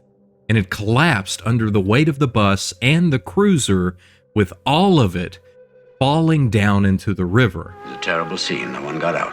Except for Ross, who just chalks everything up to luck, but that doesn't make any sense to Haley, because if the bus was on the bridge and the bridge fell off into the river, why are his clothes not wet? Wet. What's wet? What do you mean, what's wet? Ross doesn't even know the word, but what he does know is that all of it was just an illusion. Just like the music that is currently coming from the jukebox, or the phone that is now ringing on the wall, or even the lights when they were flickering earlier. All of it was just one big parlor trick, as well as the bridge appearing safe until the moment it collapsed as they were going over it. What are you, some kind of magician? Just as the thing that we have been calling Ross all this time reaches up with his third hand to light a cigarette. Who, me? Oh, hardly. As he then explains to Haley that, of course, his name isn't really Ross, and he never had plans to go to Boston, because instead he was sent from Mars to Earth to scout if this would be a good place for them to colonize. And from all that he has seen so far, he believes that his friends, who are already on their way, are going to like it there. So in the meantime, why don't they just kick back and listen to what the Earthlings call music and wait? It's here that there's a shift with Haley's posture and expression as he tells him that he is completely fine with waiting because we folks on Venus had the same idea. But they had the idea several years ago to come to Earth and begin colonizing this very nice place. And it's this reason that Haley knows that Ross's friends are not coming, because they've already been intercepted. Haley then tells him that a colony will be there soon, and if Ross is still alive by the time they arrive, he will clearly see the differences between himself and them, as Haley then pulls off his hat and reveals to us his third eye. And it's as he begins laughing at the Martian sitting across from him that we get Serling's closing narration. Incident on a small island, to be believed or disbelieved. And if either a sour-faced man named Ross or a good-natured counterman named Haley shows up on your premises, you better make sure to hold their hands. It's all three of them. Or check the color of their eyes. All three of them. Because either of these gentlemen might just try to pull you into the Twilight Zone. I'd rather live in the dark than not live at all. The episode starts in this old broken down home where it's clear that somebody still lives here, as we see who that somebody is lying in their bed but surrounded by chairs. And it seems like this was an intentional thing that she did to keep anything from getting to her. We can also see the reason that she's now awake is because there is a man outside of one of her boarded up windows in the snow. Upon her seeing the man, she slowly moves one of the chairs out of the way and puts her shoes on to go and check the door to make sure that it is still locked. After checking and being certain that it is, she sneaks a peek at the man who has just run away, leaving her relieved and able to catch her breath in this moment. When just then from outside a whistle is blown, stealing that breath away again as it's followed by gunshots. Followed by the man rushing for cover just outside of one of her windows, we then hear more and more gunshots as it seems like one has hit him, falling into the snow just outside of her door as he softly begins to call for help, causing the lady from inside the house to ask, "Who is it?" But then she quickly follows it up by just telling him to go away. But he just continues to beg for her to open the door and help him, and she asks the question again of who he is, and he says that he is an officer and he really needs her help. She doesn't give in though and calls him a liar with a mix of fear and confidence in her voice, because she knows that he isn't a policeman. She knows exactly who he really is. Why can't you leave me alone? And not only does she know who he is, she also knows what he is. An old woman living in a nightmare. An old woman that has fought death 1,000 times and always won. And here she is faced with the grim decision of whether or not to open this door. This seemingly ordinary door leads to the Twilight Zone. I love the fact that it seems like he's looking at her at first until the camera pans back to show that we're not seeing exactly what we think we are seeing, which plays in perfectly to the idea that she has about the man outside not really being who he says he is. Outside, the officer just continues to beg and plead for anybody, anywhere to come and help him, causing the woman to open the door just a little bit. Unless you help me, I'm going to die. She, however, still insists that he is trying to trick her, even going as far as to tell him not to move or she will shut the door. Confused, the officer again just tries to explain to her that he is bleeding to death right now. And seeing her as his only real opportunity to continue living, he gives her his name, Harold Belden. It's through Ragged Breast that Harold tells her that he needs a doctor, but she doesn't have a phone, and to help him, that means she would have to unlock the door. She can't do that, and he can't ask her to do such a thing because I don't want to die. Because she knows who he is and knows that he understands. He really doesn't understand what's going on, but what he knows is the pain that he is feeling as he lies here dying. And choking on her own words, she tells him to stop and then asks him, Why do you torture me? It isn't fair. As she stands there repeating how unfair all of this is to her, he then goes completely still, causing her to finally unlock the door and step outside to check on him. She makes her way over to him and reaches down and touches his shoulder as the realization of what she's just done comes over her. I'm still alive. And to this, she helps Harold up and they slowly make their way inside, and as soon as they do, she doesn't waste a moment locking the door back in place. It's unclear of how much time has passed since Harold was brought inside, but he's been here long enough that he can tell her he's feeling quite a bit better and that she now needs to get some rest. As soon as the doctor makes it there, You didn't call the doctor. she doesn't have a phone, and she also doesn't have any neighbors anymore because they've all already moved away. But even if she could call the doctor, she couldn't let him in. She couldn't take that chance because the doctor might just be him. Him?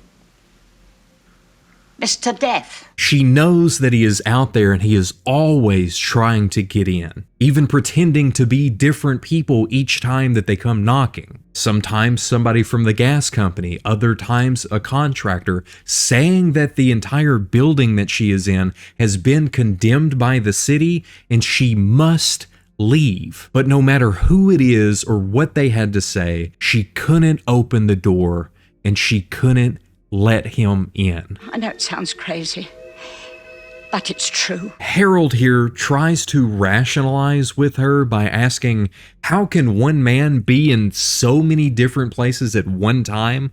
Since after all, people die every day all over the world. And not having an answer, she just immediately begins to break down, leading Harold to ask her not to cry, saying that he doesn't want to hurt her and that he's sorry. And he even tries to do his best to comfort her in this moment by reaching out for her, but she just wants some distance as she gets up and grabs a tea kettle to pour him a cup. And it's here that she begins to tell her first experience that she had with Mr. Death. A long time ago, she got on a bus where she sat across from an old woman who was knitting. When at a stop, a young man got on, and even though there were seats all over the bus, he sat next to the old woman. And just by him being there next to her, this caused her to become really upset and begin to cry to the point that she dropped her yarn, to which the young man reached down and picked it up. But when he went to hand it to her, their fingers touched. And then he proceeded to get off at the next stop. But the old woman never made it off of the bus alive. But you said yourself, she was an old woman. She just ignores his statement and claims that she has seen him several times throughout her life. Every single time that somebody she knew died, he was there, but he was always different. Once a young soldier, a different time a salesman, another time a taxi driver, but it was always somebody that you wouldn't notice unless you were looking for them. And she always wondered why she could see him, but nobody else ever seemed to notice. It's now that she's sure it's because she was getting older and her time was getting closer and closer. To hearing this, Harold just asked why she would be so afraid, because if she could see him, shouldn't she be able to avoid him? I couldn't be sure. And it's because he was always different every time that she had seen him. There was no way for her to ever be certain unless it was already too late. For years now, she has just been stuck in this room, avoiding death to stay alive, but not really living at the same time. Not even daring to leave to go and get food for herself. She's been paying some boy to do all of that, and she doesn't open the door until he is long gone.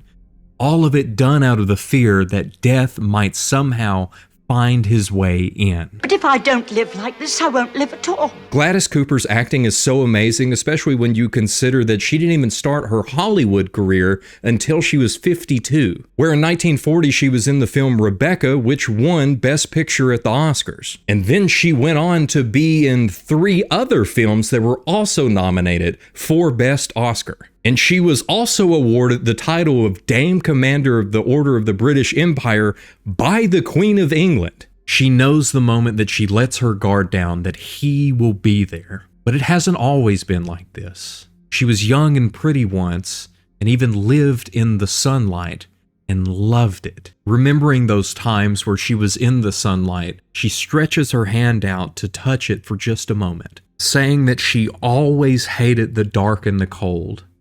But now she's old and doesn't want to die. I'd rather live in the dark than not live at all. It's here again that Harold tries to comfort her a little more, leaning over in slight pain to give her the coffee cup and tell her there's no reason for her to be scared right now, because it's just them there and she's okay. But with a wince, he realizes that he's not and still needs help. Robert Redford here, who is still currently acting, also has appeared in 4 movies that were nominated for Best Picture at the Oscars. That should tell you how stacked this cast is. It's as she steps away for a moment that we see somebody making their way to the door. And with a quick knock, she makes as though she just wants to hide, but Harold from across the room encourages her to go and open it. Slowly, she makes her way over to it as the knocks continue, and with the chain still in place, she turns the knob as a man forces his way into the crack of the door and says, I'm sorry, lady, but I've got my orders. She tries to force the door closed, but the man has a different idea as he throws it open,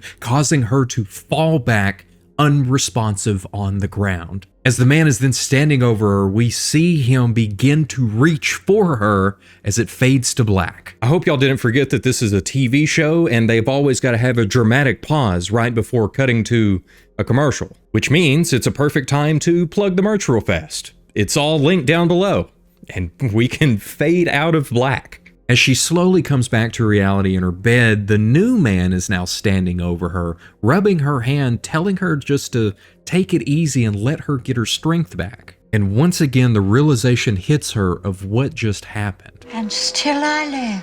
The new man here is R.G. Armstrong, who also played General Phillips in Predator, and who also happened to be best friends with Andy Griffith. Her joy is quickly ripped away as the man begins to explain to her the reason he is there and just how important it is. Because he's got a crew and equipment that's going to be there in an hour, and they're fixing to tear this whole place down. Because he's the contractor that showed up last week and tried to talk to her, but she wouldn't let him in, which luckily for her means that he is not Mr. Death, as she originally suspected. And you're really not Mr. Death? And hearing that, he doesn't know what it means and who this whole Mr. Death guy is. All he knows is that he has a contract with the city to tear down all of these buildings in the area because they have been condemned. And with her windows boarded up and literally everybody else gone, he wasn't even sure if she was still there or if she had already moved away like they had. But now she doesn't have a choice.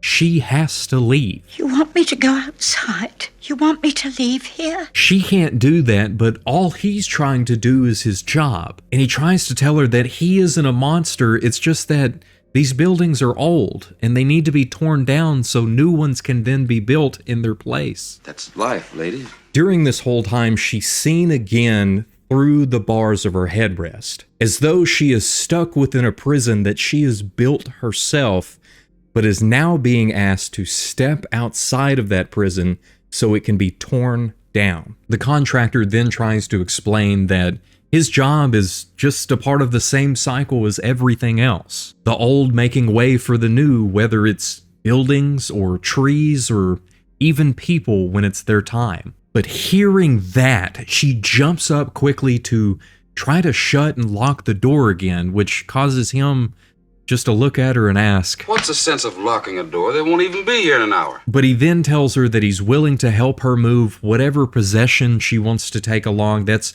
why he came out there, to make sure that if she is there, he can help get her out of the way. The problem is, it's still so clear that she doesn't want to go. And seeing this, he tells her his last resort will be to call the cops if she doesn't leave. And being reminded of the cops, she remembers Harold is there in the room and he's an officer.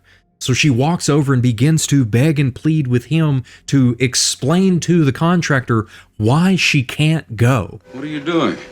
Who are you talking to? She quickly clarifies that Harold is a policeman, but the contractor just looks over and apologizes again, saying that if she's still here when his crew arrives, he's going to get the police. And then he makes his way out of the house. Being upset with Harold for not helping her in the moment she needed it, she runs to lock the door as it immediately strikes her that He looked right at you and didn't see you. the thing calling itself Harold tells Wanda to turn and look into the mirror behind her, where all she sees is herself and the empty bed across the room. But when she turns to look back, Mr. Death is still laying there where he's been this whole time. With anger on her lips, she begins to ask why he tricked her. Why didn't he just take her the moment they stepped inside? Why did he have to be so nice? And why on earth did he make her trust him? Sitting up in bed, Death simply tells her that he had to make her understand, and then ask her, Am I really so bad? Am I really so frightening? He reminds her that they have talked, that she has confided in him, and that never once did he try to hurt her. But he knows that her real fear isn't of him. She understands him, but instead it's of the unknown. Don't be afraid. But I am afraid. I'm not crying. You're crying. It's all just so good. Stepping closer, Death tells her that the time of running is done, and it is now time for her to rest. As he stretches out his hand and asks for hers. But struck with fear, she clenches at her shawl with both hands, and with an expression that I can only describe as dread, she professes, I don't want to die. With a look of reassurance, Death steps even closer, telling her just to trust him. But in a near panic, as she's just barely holding back tears, she just keeps uttering, no. Another step forward, hand outstretched, Death reveals to her and to us the reason he picked this face for today. Mother, give me your hand. The calm that's been with Death this entire time washes over Wanda as the tears also begin to stream down her face as she finally reaches out and takes his hand. And he smiles and tells her that what she feared so much was not anything close to what she expected. No explosion or even pain, but it was just like a gentle whisper. It's here that the smile also reaches her face, but she's still uncertain of how all of this is supposed to go from here. So she has to ask him, When will it happen? When will we go? Understanding that she is yet to realize, just tells her to look as she turns and sees on the bed herself, or at least her body, as she has already passed on, and they have already begun their new journey. A relieved smile spreads across her face as she steps out of the door hand in hand with Death and leaves behind the dark that she had feared so greatly for her whole life. Okay, I have a confession. It's not just you, I'm also crying too. And in the closing narration from Serling, we get a reminder of what we learned in this episode, that there is nothing in the dark that wasn't there when the lights were on. To serve man, I hope so. The episode opens with Mr. Michael Chambers here lying within his very own chamber, where he has nothing to do except for smoke, as a voice then asks him what food does he want to eat. And Mr. Chambers' irritation is immediately clear to us, as not only does he throw his cigarette on the floor, but he also tells the voice, I should take a flying jump at the moon. But the voice just asks him to repeat his request for what food he wants, and Mr. Chambers just tells him to leave him alone because he's not hungry right now. So with a bit of silence, Mr. Chambers begins pacing back and forth in his room and even slamming his hand against the door, but the voice doesn't comment on this outburst that he has. Instead, it saves it for when he starts to use the sink, then chiming in to tell him that he needs to conserve water. All he wants is a little to wet his face and try to wash off some of the stress that he has from being in this place. It's as he lays down again that he asks what time it is, and we find out that he is in space and there's no time in space. So being even more irritated, he clarifies and asks what time it is on Earth, and interestingly enough, the voice doesn't ask for a time zone. Instead, it just tells him that it's 12 o'clock noon, letting us know that not only does the voice know Mr. Chambers' name, but also exactly where he is from. This is the way nightmares begin, or perhaps end. It's here that we begin hearing Mr. Chambers' thoughts as he takes us through everything that led him up to this point in the exact moment that they all messed up. Because they were all too busy thinking about the moment that they were in instead of even considering just a little bit farther into the future before them, focusing on the clock when they should have been looking at the calendar. He then takes us back to a day in April when everything changed, because that was the day when an alien species known as the Canamints landed on Earth. And it's here that we pick up at a United Nations meeting that we find out that these Canamints have landed all over the globe, but according to all reports, they have no reason to believe that they are hostile in any way. So for now, they are just urging everyone to not make any moves against them, but wait to see why the Canamints have landed. Almost immediately, the Secretary General is swarmed by reporters trying to ask as many questions as they can about these aliens, but before any answers can be given, we get the news that one of their ships has landed just down the street and that one of their representatives is on his way to this building. With no hesitation, the response to this is overwhelmingly positive. Everyone is excited to finally see one of these Canamints and find out why they are here, until this Canamint steps into the room and everyone becomes quiet.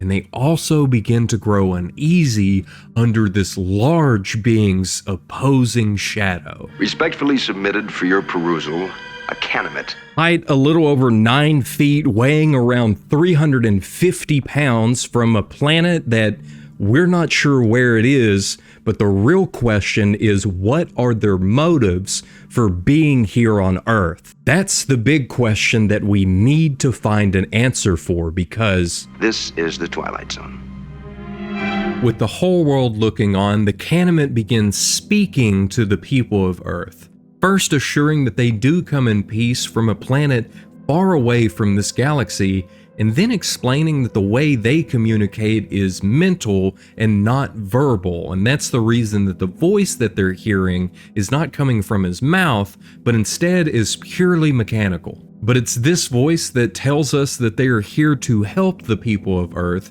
and even set up a transportation system between their planet and ours. It's here that Mr. Chambers begins speaking again, but this time it's directly to us. Perhaps you watched this initial questioning.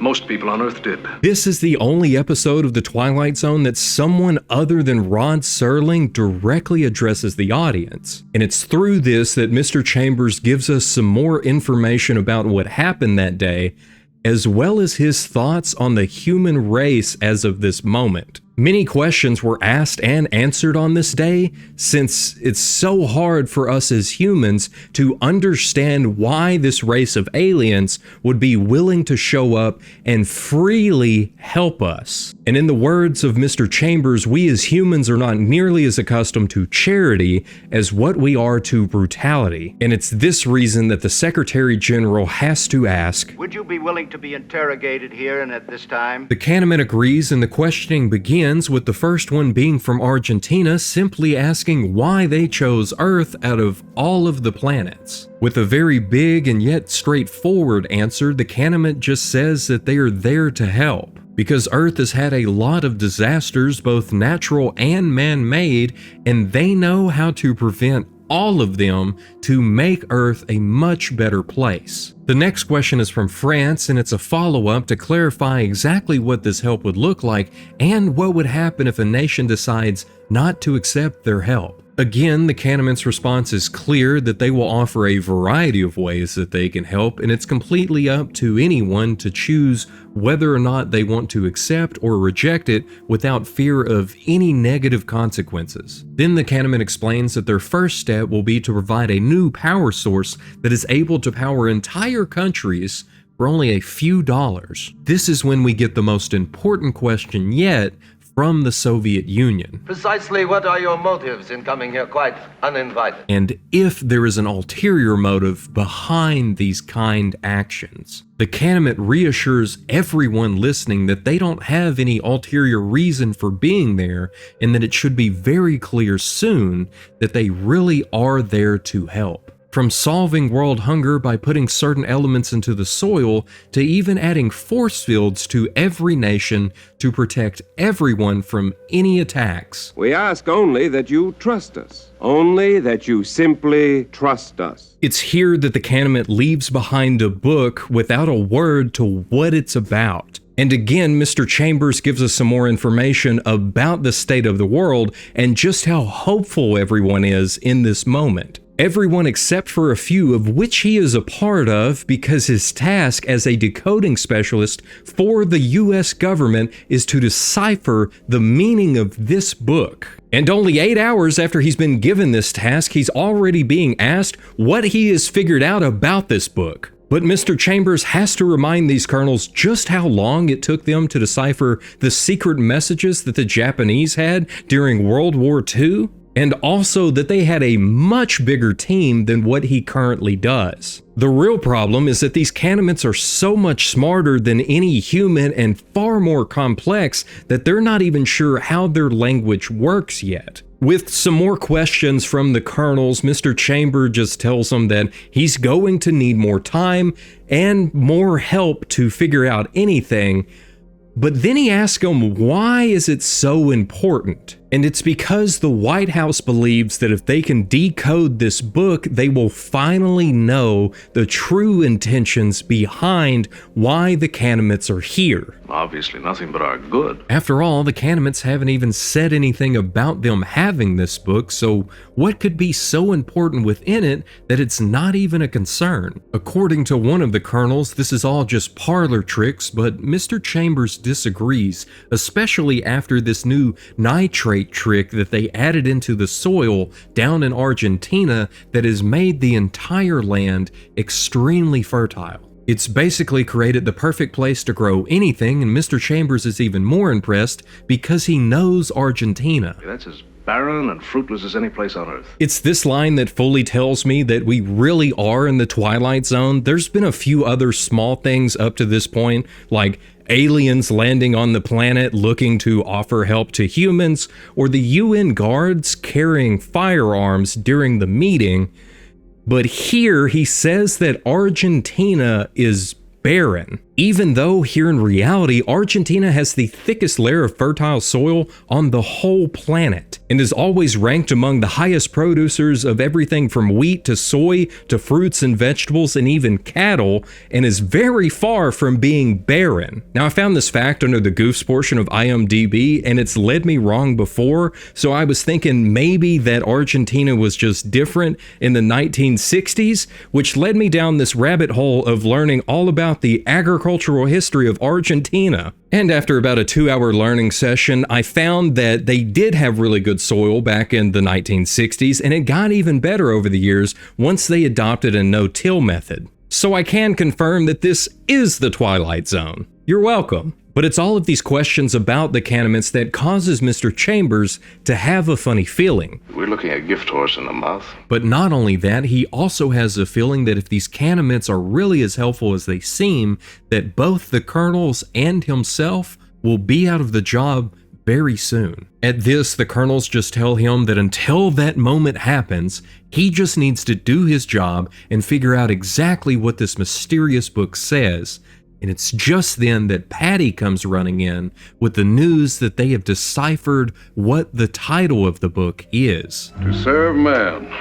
I hope so. A week passes and there's another meeting held at the United Nations where they show everyone in attendance a recording of one of the Canaanites taking a lie detector test to prove to everyone on Earth that they really are there to just help. After a short explanation of how the system works, they then test the test to ensure that the test will test correctly on a Canaanite, with the Canaanite first answering these basic questions incorrectly, causing the lie detector to react because it detected a lie, then answering correctly with no reaction from the equipment. With everything seeming to be in order, they proceed with the experiment by first asking the question that was asked in the last meeting of what the Canaanites' real motives are for helping. The peace and plenty which we ourselves enjoy. Just as they've done for many other planets throughout the galaxy, and their reward will be that Earth will no longer have any wars, hunger, or needless suffering. But this is where the problem is. Because a lie detector is supposed to work off of simple answers, and that's why normally you see people getting asked yes or no questions. Instead, the Canaanite gives this very long answer to why they are there,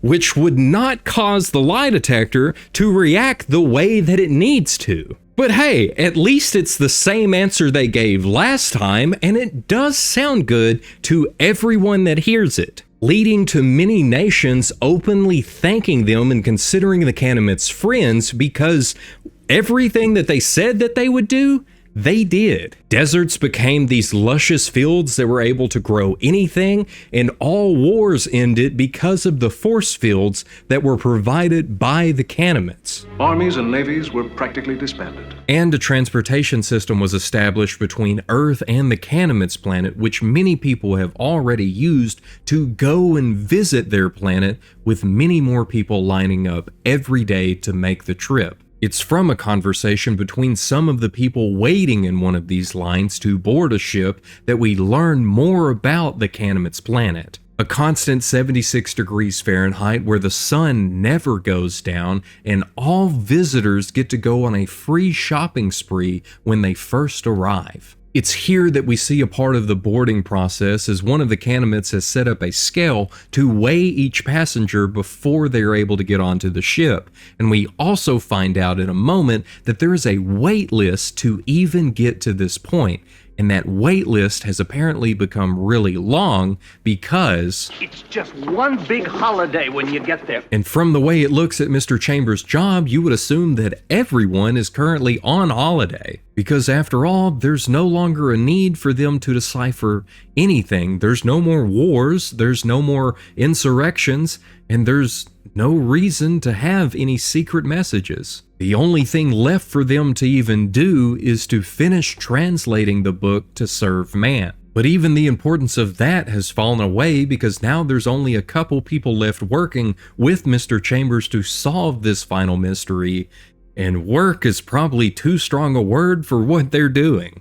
Patty is still here though, and it's from her asking just how many Canaanites are now on Earth that we find out that there are a few thousand, and that they've got embassies in every country now. Mr. Chambers also mentions that for every one of them that arrives on Earth, a few thousand Earthlings leave to go to their planet. And he's just amazed at how quickly humans can adjust to such drastic changes from 1 year ago, with the arrival of aliens being the biggest event in all of human history, to now with people lining up to visit a different planet galaxies away and treating it as a weekend trip. It's at this that Patty asks him the big question, if he is planning on going to the Canaanites planet. I'm on a 10-year exchange group waiting list. Patty is also on a waiting list, but every time they announce a new trip, the quota completely fills up. So in the meantime, while she's waiting, she's going to look more into the book and learn as much as she can. But so far, she hasn't figured out much more about the book because the symbols on the front are their equivalent of capital letters, meaning that the symbols inside the book don't match the rest of it, but she's still hopeful that here soon, she will finally be able to decipher the the rest of it. Well, more power I gave up trying months ago. The wait may have been long, but the day has finally arrived for Mr. Chambers to begin his 10-year trip. With only 3 minutes before they set off, Patty comes running through this crowd, trying to get Mr. Chambers' attention. As he's standing on the staircase, he turns to look at her. She's yelling at him because she has deciphered the rest of the book. To serve men, it's a cookbook. Immediately, the shock washes over him as he tries to make his way off the stairs, but it's too late because a Canaanite is already there, pushing him back and lifting the stairs up, sealing the ship and sealing his fate. As the ship then takes off, we pick back up at the beginning of our story with Mr. Chambers trapped in this room. We find that he still has not eaten as some food arrives to his room, with one of the Canaanites telling him that he needs to eat, but instead he picks up the plate and throws it in the floor. It's this action that causes one of the Canaanites to duck into his cage, pick up the food, look at Mr. Chambers and tell him that he needs to eat. We wouldn't want you to lose weight. After the Canaanite leaves his cage, Mr. Chambers is once again left alone with us. But this time he looks right at us and asks if we are still on Earth or if we're already trapped with him on the ship. Really though, it doesn't matter because sooner or later, all of us are going to be on the menu. All of us. And it's with this warning that he then turns, grabs his plate, and begins eating, just as Serling sums up everything that has happened with his closing narration. The recollections of one Michael Chambers. Or more simply stated, the evolution of man, going from dust to dessert. The metamorphosis from being the ruler of a planet to an ingredient in someone's soup. It's tonight's bill of fare from the Twilight Zone. You did it! You made it through all 7 episodes that I've covered so far of the Twilight Zone. And I've got so many more that I plan on covering. Some of my favorites being The Hunt, The Obsolete Man, A Game of Pool. There's so many that I do want to cover, and eventually I would like to make it through every episode of the original series. But I have a question for you, since you do seem to really like the Twilight Zone. What episode should I cover from some of the remake series that they've had? Because I'll be honest, I haven't really watched any of the other remake series, so I don't know where there are some original stories that are actually really good that I should cover. So if you know of any, thank you for letting me know so I can figure out where to start with some of the remakes. And I also do have the entire Night Gallery series that I've just got to watch through because there doesn't seem to be really any information online about it. So if you know some good episodes in Night Gallery, I would also love to cover Rod Serling's other big project. But speaking of big projects, I thank you so much for watching through this whole thing, and I hope that you have an extra blessed day and that I'll see you in the next one.